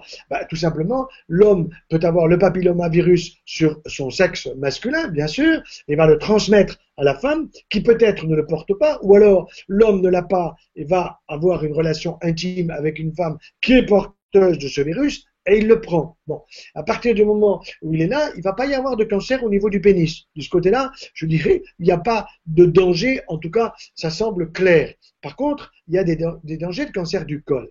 Mais il y a eu des pépins avec ce vaccin, Gardasil ou Cervarix, l'un français, l'autre américain. Et ces pépins ont été à la fois des maladies auto-immunes, également des maladies, si vous voulez, du système nerveux central ou du système nerveux périphérique, des maladies de Guillain-Barré, par exemple. Le Guillain-Barré, c'est une maladie où récemment on a eu une sorte de corrélation robuste, écoutez bien, robuste et persistante entre cette vaccination au Gardasil d'une part et la maladie de Guillain-Barré, 4 fois plus. Évidemment, on vous dira, mais non, mais c'est pas beaucoup, c'est peut-être 2 sur combien, sur 100 000. Non, mais pour celle qui est atteinte, c'est énorme pour celle qui est atteinte, on s'en fout des autres. Alors on vous sort le rapport bénéfice-risque. Moi, je suis pas d'accord avec ce type de raisonnement. Et pourquoi? Parce que tout simplement, je dirais que, vous savez qu'il voulait vacciner les enfants, les filles, les petites filles à l'âge de 9 ans. 9 ans, c'est grosso modo, c'est M2, c'est avant de rentrer en 6e. On rentre en 6e vers 10-11 ans. Bien. Et on voulait vacciner les garçons. Alors ça fait un paquet, vous vous rendez compte? Avant c'était 3 vaccinations, puisqu'il y avait donc 2 rappels, et puis ils ont dit après, mais non, 2 suffit. Puis maintenant ils vous disent 1. Au Danemark, vous avez une ministre ou une députée, je crois que c'est une députée socialiste, je n'ai pas le nom, mais je l'ai expliqué dans le livre. Cette députée était à fond pour la vaccination contre le cancer du col. Il y a eu tellement de pépins dans ce pays, c'est un pays qui n'est pas très grand, donc on peut arriver assez vite savoir quelles sont les conséquences, ce qu'on appelle les effets délétères du vaccin, eh bien qu'elle est devenue véritablement extrêmement agressive contre ce vaccin, en disant il faut le foutre en l'air, il ne faut pas le faire, y compris, ça a été la même chose en Autriche, il y a eu des cas aux États-Unis. Donc, ce que je crois, eh bien, c'est simple, c'est qu'un enfant de 9 ans, à 9 ans déjà, c'est un enfant qui va avoir bientôt sa puberté. C'est possible chez une fille. Chez un garçon, ça sera un petit peu plus tard. Eh bien, il faut expliquer tout simplement, non pas la maladie sexuellement transmissible à cet enfant, parce que c'est pas son souci, mais il faut lui expliquer ce que c'est que cette sexualité qui est en train de se construire. Elle se construit progressivement et différemment chez un garçon, chez une fille. C'est pour cette raison que depuis fort longtemps, je me suis intéressé à ce sujet parce que avec mon épouse, nous avons eu des enfants, nous avons eu 6 enfants, nous en avons éduqué 2 autres, nous avons fait des conférences et je continue à en faire dans énormément d'écoles en France et à l'étranger, expliquer ce que c'est que l'amour, ce que c'est que la sexualité, ce que c'est que comment, si vous voulez, se comporter quand on est un garçon face à une fille. Il faut expliquer aux filles la puberté des garçons et aux garçons la puberté des filles, mais c'est pas ce qui se passe dans la société. Aujourd'hui, c'est du n'importe quoi. On va même jusqu'à vous dire que c'est grâce à la pornographie qu'on va faire l'éducation sexuelle. C'est complètement débile. Moi, j'avais une question qui concernait la maladie de Parkinson. Et vous avez parlé tout à l'heure de Oui. l'évolution des techniques. C'est un sujet qui concerne aussi les pesticides. On parle beaucoup de la maladie de Parkinson pour les vignerons.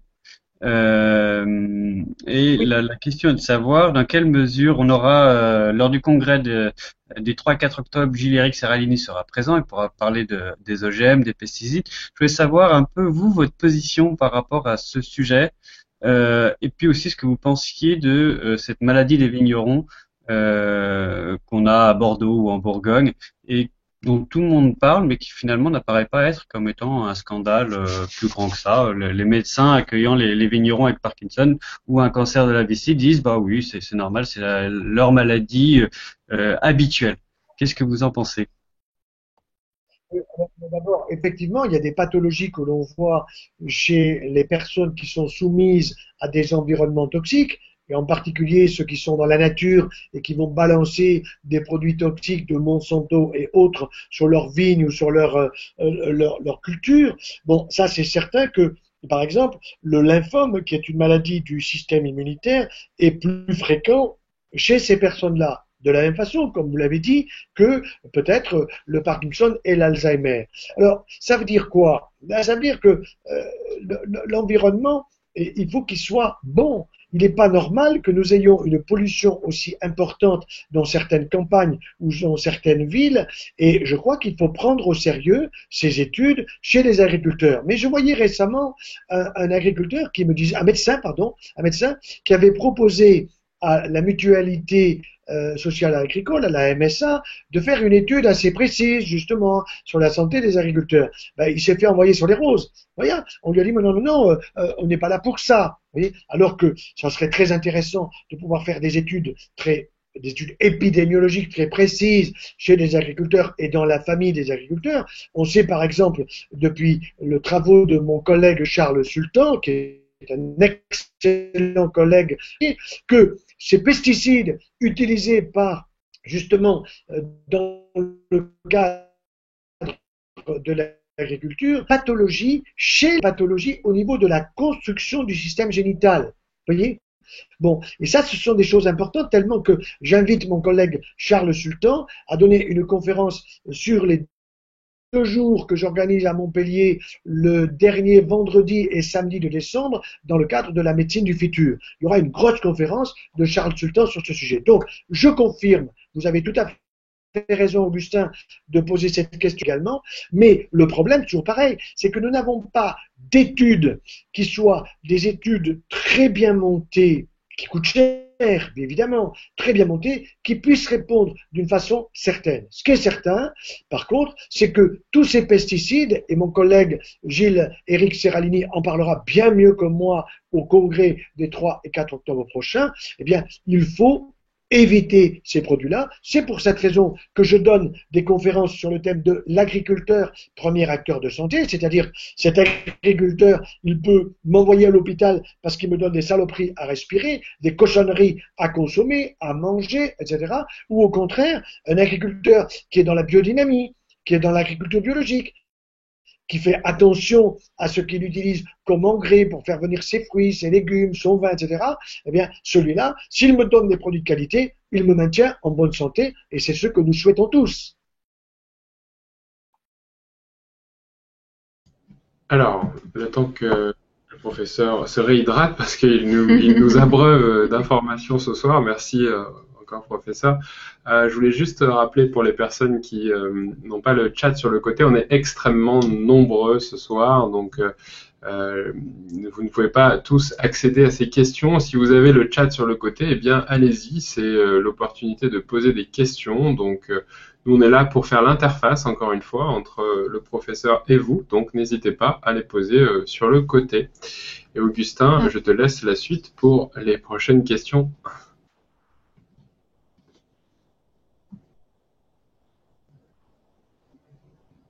Allô? Oh, Il faut voilà, juste remettre le micro. c'est bon. Il faut juste oublier le micro, Augustin. J'en profite juste, j'ai une question qui m'est venue, mais d'une personne très inquiète. Je reviens tout petit peu sur les vaccins, qui me pose la question du ROR, vaccin ROR. Qu'est-ce qu'il faut en penser? Ah, Ouais, question. c'est difficile parce que le ROR, d'abord, c'est un vaccin contre 3 maladies. La rougeole, les oreillons et la rubéole. La rougeole, on vous dit attention, il y a des encéphalites, il y a eu des pépins, etc. Donc, il faut vacciner tout le monde. Les oreillons, on vous dit attention, le petit garçon risque d'avoir une inflammation testiculaire. S'il a les 2 testicules atteints, il va être stérile dans l'avenir. Et puis on vous sort la rubéole avec les complications de la maman, non pas de la maman, mais de l'enfant qui risque d'avoir une anomalie au niveau du système nerveux central, soit au niveau de l'audition, etc. Bon, donc on a de quoi effectivement faire peur aux gens pour leur dire il faut absolument que votre petit soit vacciné pour éviter la rougeole, les oreillons ou la rubéole. Bon, ça marche très bien. Bon. Ce qui fait qu'à ce moment-là, les familles disent mais qu'est-ce que je fais? Alors, le ROR existe. Le problème simplement, c'est qu'il faut vérifier le problème des adjuvants. On en a déjà parlé. Bon. D'autre part, il y a eu des complications avec ce ROR, mais on ne veut pas les relier à ces complications. Quelles sont-elles? On nous a parlé de l'autisme. Alors, il s'avère que j'ai un collègue en Angleterre qui avait fait une étude très précise, qui avait été publiée dans le super journal Lancet, qui est un journal hyper sérieux, donc, et qui avait fait une étude en disant que le ROR risquait de déclencher, qu'il y avait davantage d'autisme chez les enfants qui avaient été vaccinés. Bon, il s'est fait attaquer, évidemment, tous azimuts par les laboratoires fabricants, et au bout de plusieurs années, ça a demandé presque 10 ans, eh bien, le journal Lancet a dit je retire cet article. Je retire cet article qui avait été publié pour telle et telle raison. Le type il a triché, le type il a menti, etc. Et le bonhomme a dû, je crois, s'exiler en Australie pour continuer son métier parce qu'il n'a plus eu le droit de l'exercer dans le pays qui était l'Angleterre où il était. Bon. Or, il s'avère récemment qu'il y a eu une étude qui avait été programmée par le centre d'Atlanta aux États-Unis, qui est le CDC, qui est le Center Disease de la santé, le contrôle, pardon, le CDC, ça veut dire Center Disease and Control. Bon, et ce CDC avait dit non, il n'y a absolument aucun risque, c'est pas vrai, le ROR ne donne pas du tout d'autisme. Bon, il s'avère que récemment, il y a un sénateur aux États-Unis, je crois qu'il s'appelle Posey, ou Posey, ça s'écrit P-O-S-E-Y, j'en parle dans le livre, qui lui a dit maintenant on va tout vous avouer, on a menti. On a menti, le type qui avait fait le rapport, maintenant il l'a reconnu, il a menti. Bon, alors, qu'est-ce qui est vrai dans tout ça?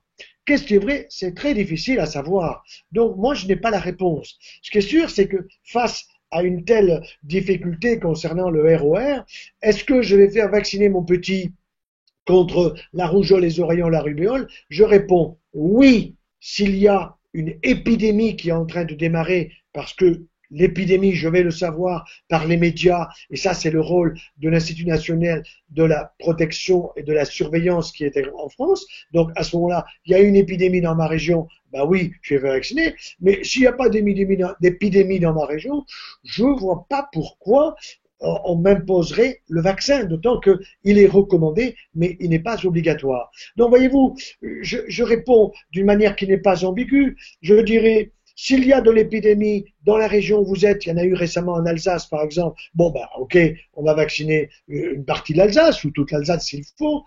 Par contre, en Anglo-Occitan, laissez-nous tranquilles. Bon, si par contre ça vient en Anglo-Occitan, on est toujours à temps de faire la vaccination. Vous voyez, je ne crois pas que tous les vaccins soient pour tous. Voilà. Or, ce que veulent les labos, c'est les vaccins, tous les vaccins pour tous. Ça, c'est totalement abusif.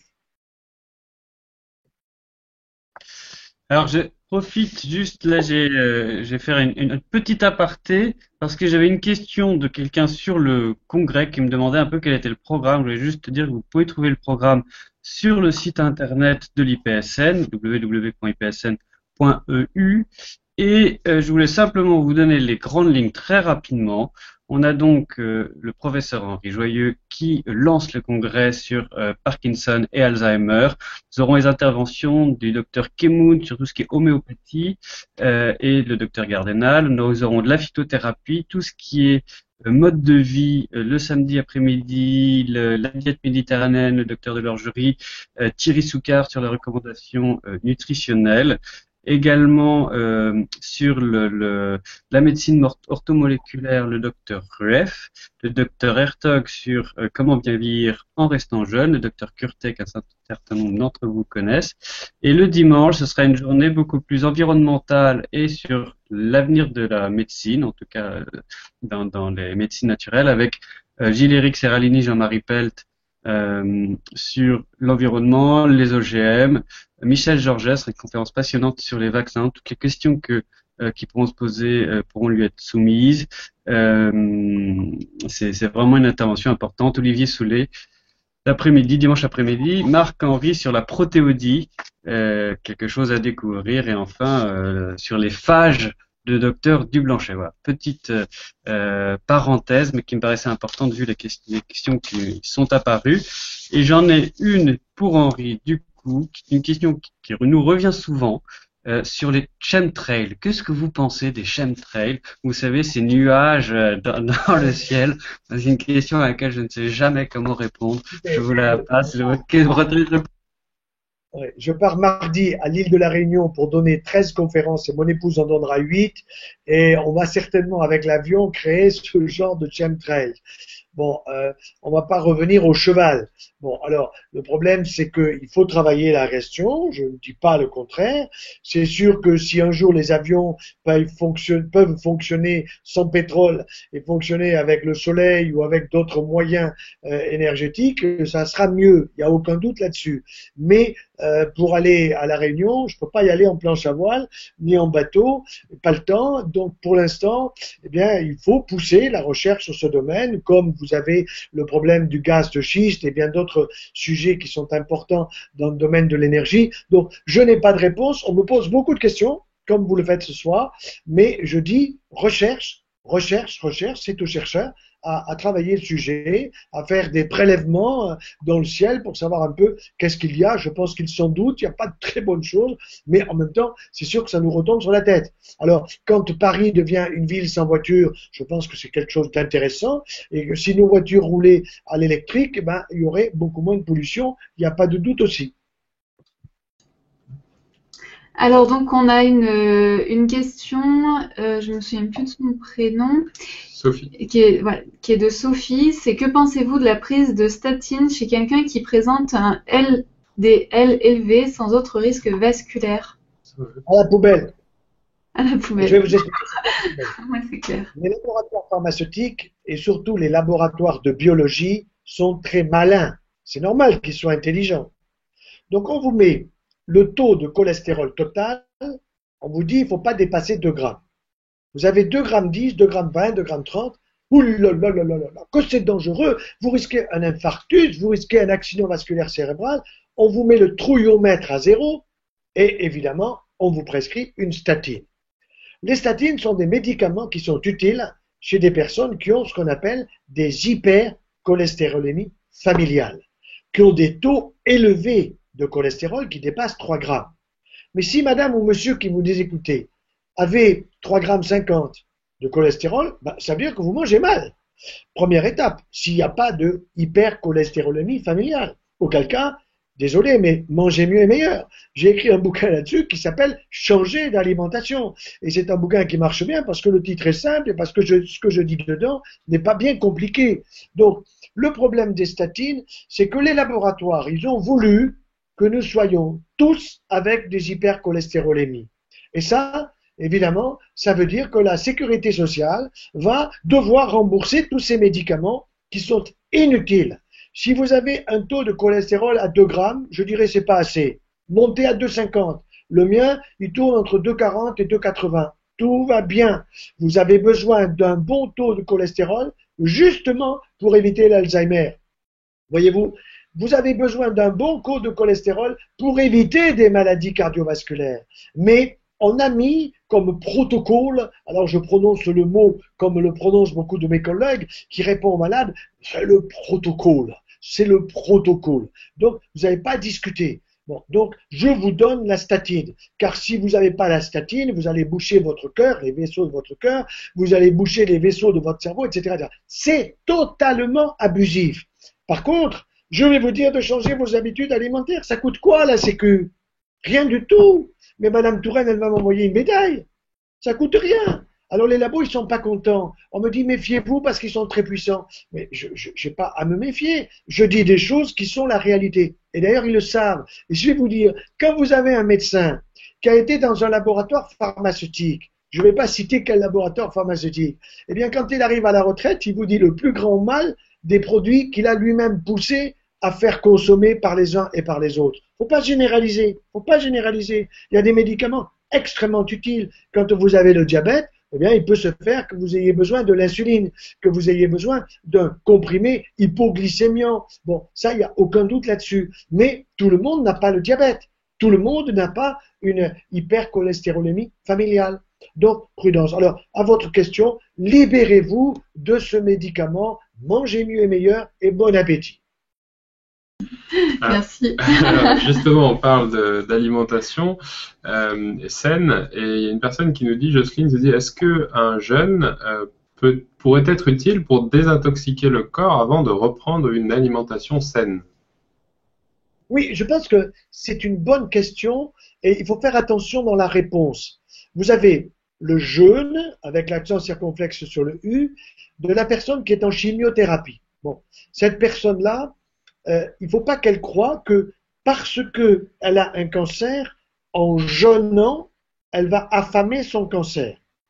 Et donc, elle va tuer des cellules cancéreuses. Non, le cancer, il va pomper sur les bonnes réserves de cette personne et il va continuer à se développer. Par contre, la personne qui est en chimiothérapie va subir un traitement qui n'est pas très agréable et qui est pourtant nécessaire, qui peut donner des nausées, qui peut même donner des vomissements. Il y a encore 15 ans, les gens, eh bien, quand ils étaient en chimiothérapie, il y avait toujours une bassine à côté d'eux qui était malheureusement avec du liquide qui retournait de l'estomac. Bon, donc ce que je crois, c'est qu'une personne qui est en chimiothérapie comme cela, moi je lui conseillerais de jeûner, non pas avec que de l'eau, mais de prendre des jus de fruits, des jus de légumes bio, de qualité, pas des jus que vous allez trouver au supermarché. Laissez-les au supermarché. Vous achetez les fruits, vous achetez les légumes, vous prenez un extracteur de jus, ça coûte pas très cher, et vous extrayez les jus et vous vous régalez avec ça. Alors quand? Eh bien, la veille de la chimio et l'avant-veille, ça fait 2 jours, plus le jour, ça fait 3 jours, plus le lendemain, ça fait 4 jours. Vous n'allez pas maigrir, vous allez bien supporter la chimio, et ça c'est un jeûne intelligent, utile pour supporter le traitement. Alors maintenant, imaginez que vous avez 100 kilos. Une personne qui m'a écrit dans l'après-midi et qui pèse encore plus que cela. Bon, cette personne, il faut l'aider à jeûner. Mais là, il faut un médecin. Là, il faut un coach. Là, il faut quelqu'un qui va faire les choses avec sérieux. Elle va être suivie, elle aura un bilan pour démarrer et on va pas lui dire, elle, de fonctionner qu'au jus de légumes et au jus de fruits. On va commencer à lui dire, le pain blanc, c'est du sucre. Je vais vous expliquer pourquoi. Ce sucre, vous en faites du gras. Ah, vous avez du gras dans le foie qui vous fatigue, vous avez du gras sous la peau, vous avez du gras dans les seins, vous avez du gras dans votre corps qui est inesthétique et tout ça, ça vous fatigue. Bon, eh bien, vous devriez peler par exemple, admettons 80 kilos, vous avez 20 kilos de trop, eh bien, je vais vous aider en l'espace d'une vingtaine de mois à perdre tous les mois 1 kilo. Au bout d'un mois, elle dit, ah, j'en ai perdu 2, j'en ai perdu 3, bon, et ainsi de suite. Elle se sent mieux. Vous voyez? Donc, ce que je crois, c'est que là, cette personne, il faut l'aider à jeûner, mais elle doit être accompagnée médicalement. Maintenant, vous avez d'autres personnes qui disent, ben voilà, moi je fais un jeûne pendant l'été, au mois de juillet, au mois de mai, peu importe. Je fais un jeûne, je pars en Ardèche, je pars en Aveyron et je fais un jeûne avec une équipe de gens formidables qui me guident. On a un jus de bouillon, un petit bouillon le matin, on a des verres d'eau à droite à gauche, quelques amandes par-ci par-là et je me trouve formidablement bien. Excellent, je suis très favorable. Mais celui-là, il me dit pas je jeûne parce que j'ai un cancer. Il me dit je jeûne parce que c'est ma philosophie. Et je ne suis pas du tout opposé à cette philosophie, d'autant que la personne vous dit, bah écoutez, ça me fait beaucoup de bien, et qu'il va même faire des adeptes, c'est-à-dire qu'il va convaincre ses amis autour de lui de faire la même chose au mois de mai, au mois de juin ou juillet prochain. Donc voilà, pour le jeûne, il faut faire attention, ce n'est pas une mauvaise chose, mais vous avez bien vu la distinction que je fais entre les patients qui sont en chimiothérapie d'une part et d'autre part ceux qui ont un véritable surpoids. Alors, je vais prendre un exemple qui est peut-être assez fréquent. On va prendre l'exemple du diabétique. Le diabétique, j'en ai vu encore récemment des personnes absolument formidables qui ont des doses d'insuline mais incroyables, comme si leur pancréas était totalement foutu. Bon. Donc, le pancréas est remplacé par la dose d'insuline, mais quand vous les interrogez au niveau de leur alimentation, ils mangent mal. Ils mangent beaucoup trop, on leur dit pas que le pain blanc, il faut le virer, qu'il faut prendre du pain complet, qu'il faut prendre un pain complet qui vient en plus avec des graines, avec des semences qui sont des semences anciennes, qui sont, désolé pour monsieur Monsanto ou le laboratoire Monsanto, qui sont pas de Monsanto. Alors je les ai trouvés, vous le savez, certains d'entre vous, à Cucugnan, et tout ça, ça va se développer grâce à un ami très cher qui certainement nous écoute et qui fait un pain absolument fabuleux. Quand j'ai son pain dans mon palais des saveurs, ah ben, je l'avale pas tout de suite parce que je m'en régale. C'est un vrai plaisir. Et ça va pas faire monter mon taux de sucre. Vous comprenez? Alors que quand je prends le pain blanc de la baguette, je fais monter mon taux de sucre. Alors ensuite, la personne vous dit, ah mais oui, mais au petit déjeuner, j'ai besoin de ma biscotte, j'ai besoin de la confiture de ma grand-mère, tout ça. Mais non, il faut l'aider à changer ses habitudes alimentaires. Il faut repérer ce qui va faire monter la glycémie. Et simplement, en voyant 3 ou 4 amis récemment et en leur donnant des conseils nutritionnels, moi je donne le conseil général et mon épouse va donner le conseil plus pratique. Vous voyez, la cuisson. Par exemple, dans la cuisson, eh bien, il y a des sucres cachés. Ah, il y a des sucres cachés dans la cuisson? Ben oui, si vous faites trop cuire les protéines, c'est-à-dire les viandes, si vous faites trop cuire, vous allez couper la protéine en petits morceaux, c'est-à-dire en acides aminés. Et ces acides aminés, vous en avez qui sont glucoformateurs. Ça veut dire quoi? Ce sont des acides aminés qui vont se transformer en sucre. Alors, c'est du sucre que vous ajoutez à du sucre. Quand vous prenez trop de yaya, le yaourt, vous le savez les gens, hier j'étais à Thon-les-Vosges. Bon, il y avait 900 personnes. J'ai pas osé demander qui c'est qui a pris un yaourt ce matin. Mais quand je leur ai dit que je prescrivais le yaourt la veille du départ dans l'au-delà, oulala, ils se sont dit, mais pourquoi? Parce qu'on ne le mastique pas, parce que c'est plein de lactose, parce que le lactose, il a un pouvoir sucrant à 0,16, alors que le pouvoir sucrant du sucre, c'est 1. Donc vous imaginez, 1/16 du pouvoir sucrant que vous trouvez avec le lactose, c'est 1/16 du pouvoir sucrant du sucre quand vous l'avez sur le bout de la langue. Donc ça veut dire que au yaourt, souvent on ajoute du sucre. En plus, vous avez remarqué une chose, le yaourt, il est de plus en plus liquide, on le boit.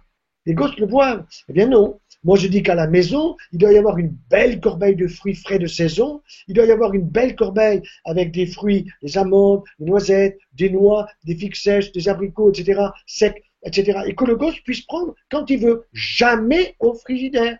Jamais au frigidaire pour aller prendre des produits laitiers en excès. C'est vrai pour les enfants, c'est vrai pour les adultes, et c'est encore plus vrai pour les personnes âgées.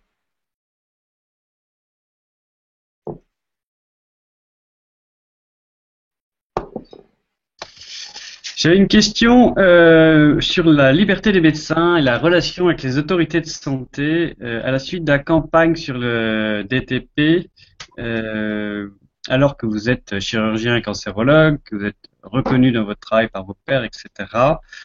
Vous avez eu un problème avec le centre anticancéreux où vous avez travaillé pendant 40 ans.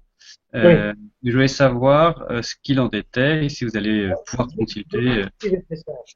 À partir du moment où vous êtes à la retraite dans les hôpitaux ou dans un centre anticancéreux ou dans une clinique, si vous êtes chirurgien, vous décidez d'arrêter d'opérer parce que vous avez des collègues plus jeunes qui possèdent les nouvelles techniques, qui sont d'excellents chirurgiens parce que vous les avez en plus formés. Donc, au centre anticancéreux de Montpellier, il y a une excellente équipe de jeunes qui sont plus jeunes que moi, évidemment, que j'ai formés et dans lesquels j'ai une totale confiance. Seulement, il s'avère que j'étais donc consultant au centre anticancéreux de Montpellier et, vous savez, on est normalement reconduit tacitement. Ça veut dire quoi?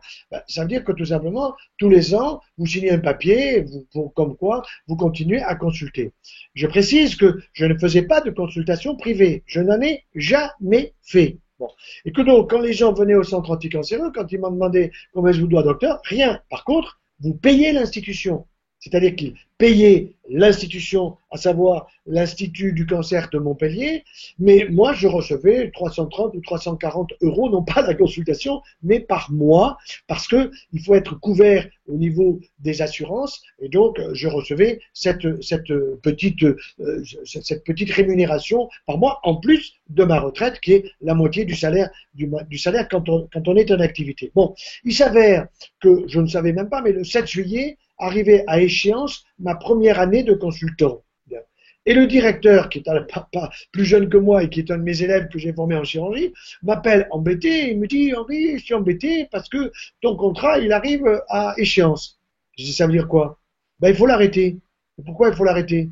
Et là, avec son doigt, il me fait un signe vers le haut. Je dis, c'est la ministre, c'est quoi? Ah, il me dit, ah, c'est difficile. Je dis, mais écris-moi, écris-le-moi. Bon, il m'a écrit un truc ambigu, bon, dont je peux pas me servir, mais c'est pas grave.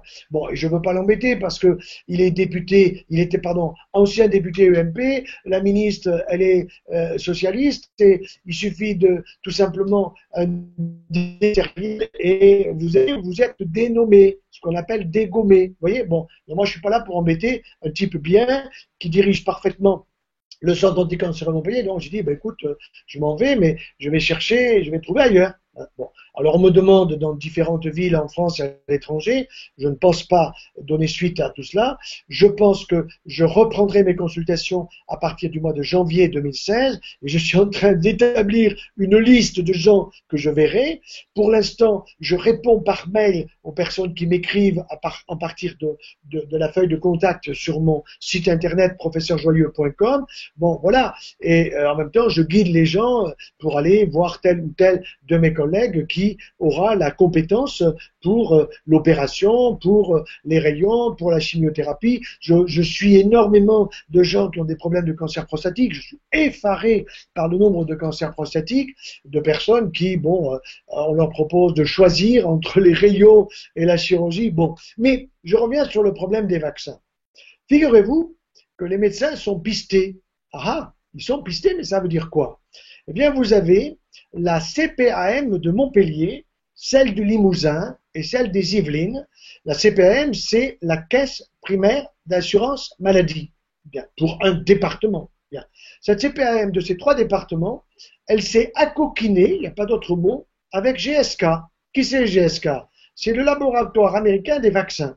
Et ils ont monté un système, je regarde mon papier, qui surveille les médecins, qui s'appelle Cartovaccin. Alors, vous êtes suivi. Alors, vous êtes médecin, vous êtes pédiatre, et vous êtes suivi par les prescriptions que vous faites. Parce que quand vous prescrivez, la sécurité sociale, je sais que vous avez prescrit le vaccin. Si vous prescrivez pas et que vous êtes pédiatre, c'est pas bien. Surtout que le chiffre d'affaires d'un pédiatre concernant les vaccins, c'est à peu près 20%. Bon, je suis pas contre.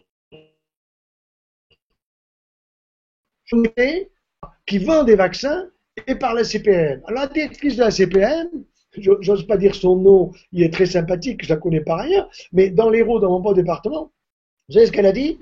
Elle a dit, ben écoutez, moi j'ai demandé à l'État de m'aider à pouvoir convaincre les médecins qu'il fallait vacciner les enfants, parce qu'elle y croit à fond, puisqu'elle reçoit des informations en permanence des laboratoires, mais l'État m'a dit, j'ai pas un rond, débrouillez-vous. Alors qu'est-ce qu'elle a fait? Elle a tapé à la porte du laboratoire le plus riche sur le sujet, c'est GSK, et GSK elle a dit mais j'arrive tout de suite, je vais vous aider. Donc vous avez une collusion absolument scandaleuse entre la CPAM des Yvelines et GSK, entre la CPAM du Limousin et GSK, et entre la CPAM de Montpellier et GSK. Alors pourquoi Montpellier? À cause de ma pomme? Je ne crois pas. Je ne crois pas parce que simplement, je pense que c'est lié au fait qu'à Montpellier, il y a une grosse densité médicale.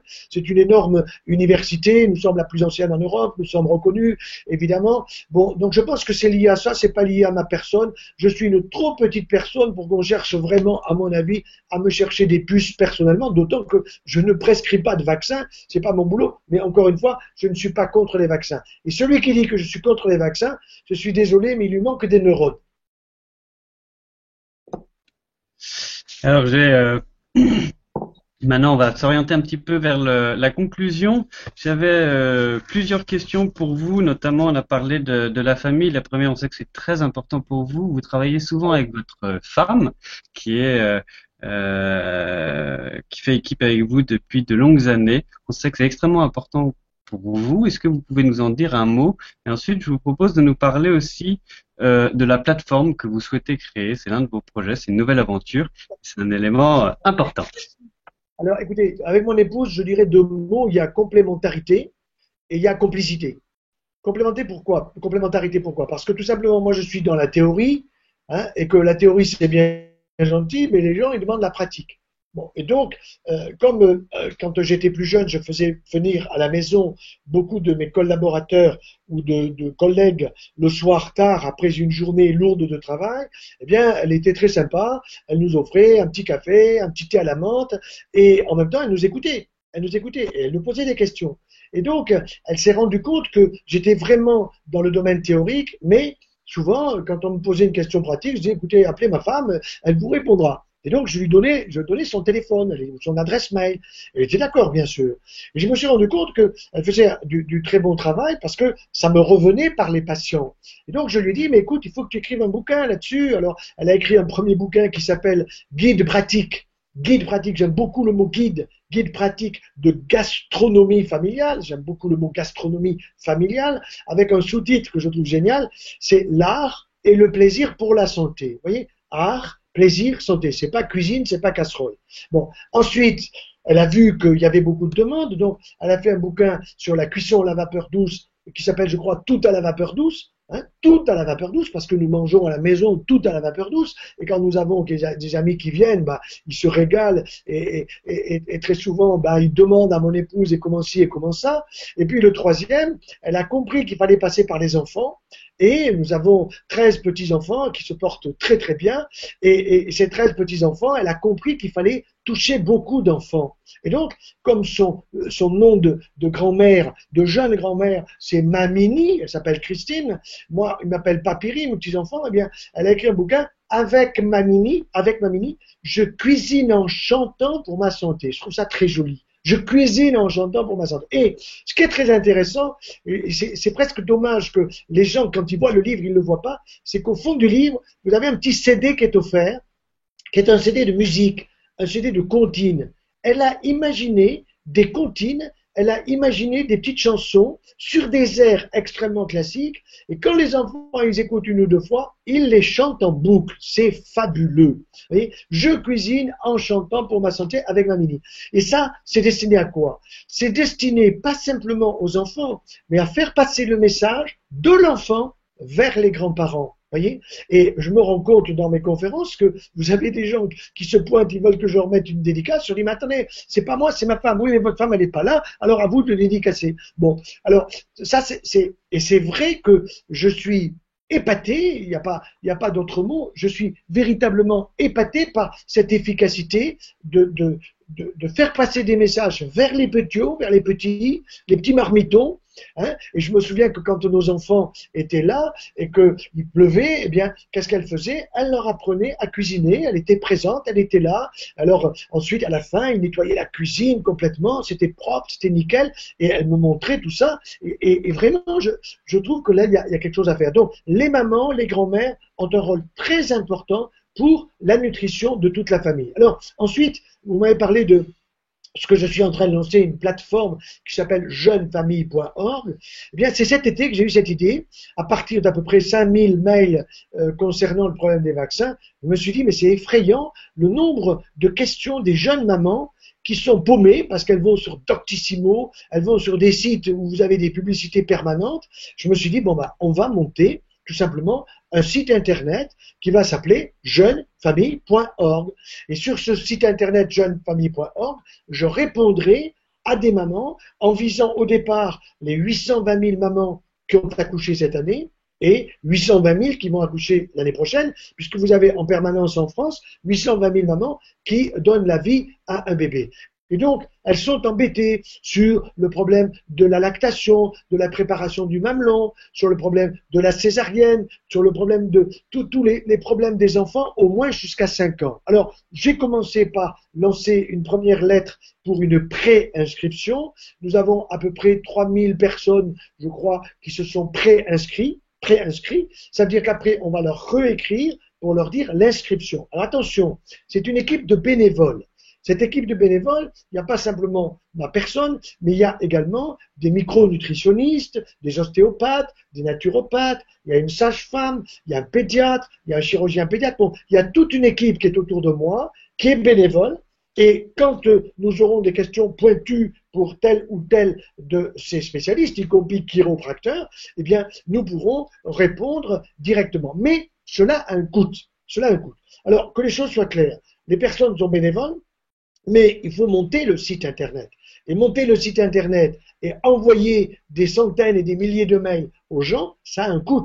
Bon, donc ça c'est pas moi qui m'en occupe. Moi, je veux rester dans le bénévolat total. L'équipe avec moi, il y a même une généticienne, sera dans le bénévolat total. Tout le monde est dans le bénévolat, mais il faut pouvoir construire tout cela de la même façon que je ne sais pas combien vous coûte ce webinaire, mais ça a certainement un coût, c'est évident. Eh bien, il faut que les gens payent une participation annuelle que nous avons évaluée entre 15 et 20 euros, qui sera plutôt 15 s'il y a énormément de monde qui s'inscrit, 20 s'il y en a moins, qui sera annuel. Et ces personnes-là, nous pourrons leur répondre spécifiquement par des fiches bien précises avec jamais de publicité. Il n'y aura pas les couches Pampers, il n'y aura pas les laits maternisés, il n'y aura pas les vaccins. Ça sera la liberté totale. Donc, on peut déjà d'ailleurs aller sur le site éventuellement pour s'inscrire. C'est Jeunes Familles au pluriel, jeunes avec le S famille, tout ça se tient.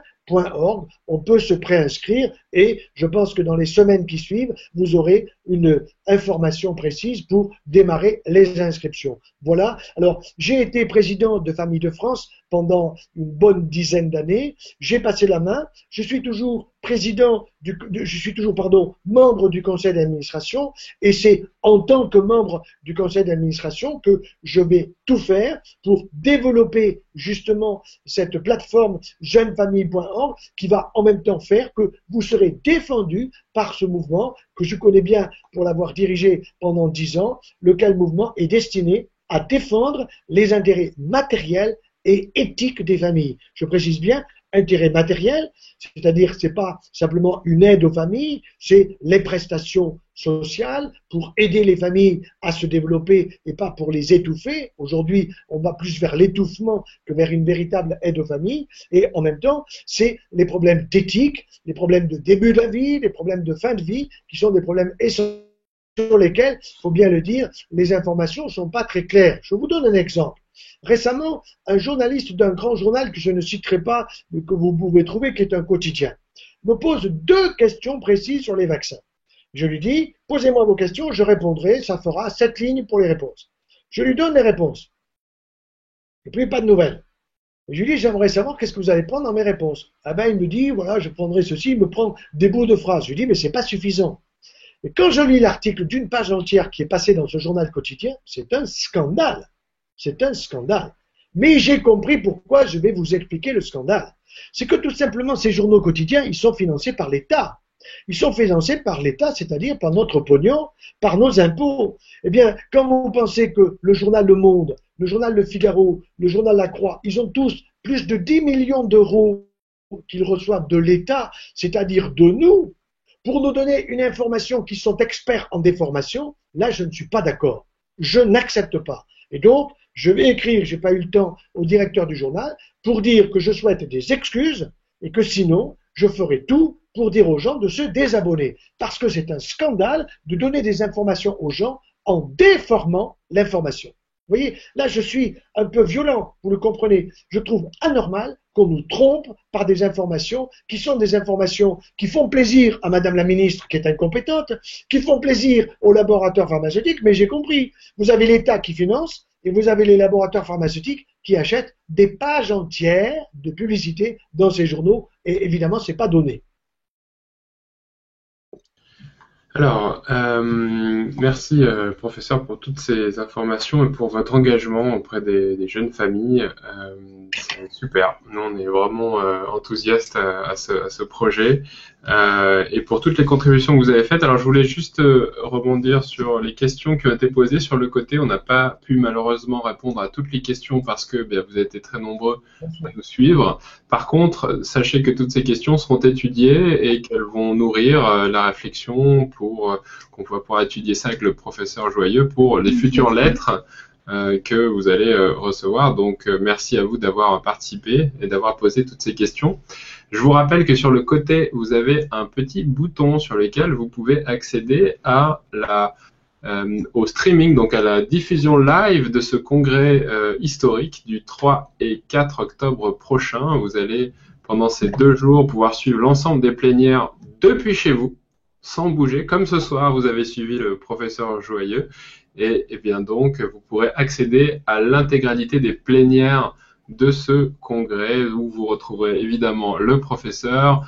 Vous aurez également le docteur Anne-Claude Kemoun, docteur Martine Gardenal, le docteur Franck Gigon, docteur Éric Ménat, Jean-François Astier, Patrice de Bonneval et Michel Pierre, Julien Benson, Michel Delorgeril, Thierry Soucard, Dominique Rueff, Thierry Hertog, Jean-Paul Curté. Bref, ils seront tous là pour vous transmettre tout ce qu'ils savent, tout leur savoir, toutes les nouveautés autour de ces nouveaux traitements naturels de pointe. Il y aura 3000 personnes à ce congrès et vous pourrez donc le suivre depuis chez vous. Donc vous pourrez encore augmenter ce mouvement en le suivant et en vous informant directement depuis chez vous en accédant au live sur le côté. Alors faites-le maintenant parce que quand on va terminer ce webinaire, vous n'aurez plus accès à ce lien. Vous le recevrez probablement plus tard, mais voilà, c'est le moment de vous inscrire. Si ce que vous avez vu ce soir vous a plu, dites-vous que ça va être la même chose en mieux, en plus long, en plus puissant, en plus intense. En tout cas, nous, on sera là et on sera ravis de vous retrouver lors de ce congrès. Voilà, Augustin, est-ce que tu as une autre question pour le professeur ou tu veux conclure? Moi, je pourrais ajouter quelque chose d'important. Yes. Est-ce que c'est possible? Tout à fait. Alors, écoutez, concernant le vaccin dont on a parlé, Gardasil Cervarix, qui est un sujet important qui inquiète les familles et qui se disent, ma petite, elle a 10 ans, elle a 12 ans, elle a 15 ans, elle a un petit copain, donc il faut la vacciner parce qu'il y a un danger de cancer du col, de l'utérus. Ce qu'on ne dit pas trop, c'est qu'il y a aussi des dangers de cancer de la zone otorino-laryngologique, puisqu'aujourd'hui, 50% des cancers de cette zone otorino-laryngologique sont liés à une IST, une infection sexuellement transmissible. Avant, 100% de ces cancers de la zone ORL, c'était des cancers liés tout simplement au tabac et à l'alcool. Ils existent malheureusement toujours.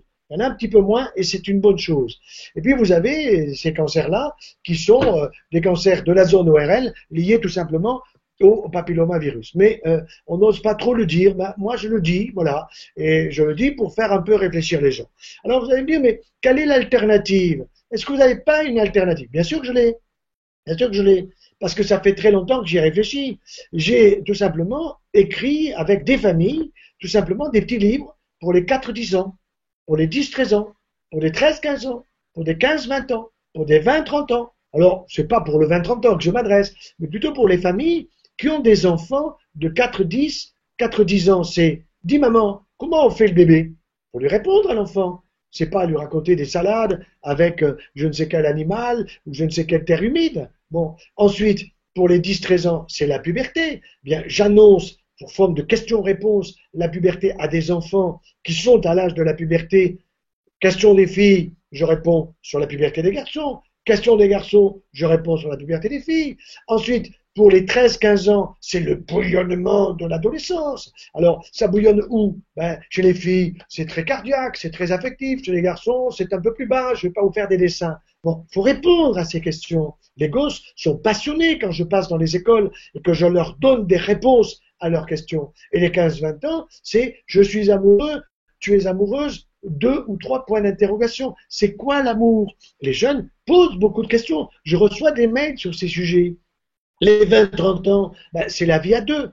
C'est la vie à deux. Alors, c'est quoi la vie à deux? Bon, tout ça, il faut l'expliquer. Donc, je pense que l'alternative à ces vaccins qui coûtent très cher, c'est une information de qualité par les parents, par les grands-parents, sur des sujets qui sont très extrêmement importants pour les enfants, parce que c'est bien gentil de leur apprendre les mathématiques, l'histoire, la géographie, les sciences et tout le reste, mais un 0 en maths, vous n'en mourrez pas. La fois d'après, vous aurez 2. C'est un immense progrès. Par contre, si vous connaissez pas ce que c'est que l'amour et la sexualité, qui sont des choses extrêmement importantes dans la vie d'un individu humain, ben vous risquez d'avoir des dérapages. Et ces dérapages, ça peut être mortel. Et le cadre du cancer du col de l'utérus, le cadre du cancer des zones ORL, ce sont effectivement des dangers que l'on fait courir aux enfants. Et là-dessus, eh bien, nous avons, nous adultes, une responsabilité. Et donc, je tiens à vous remercier très chaleureusement toute l'équipe d'organisation de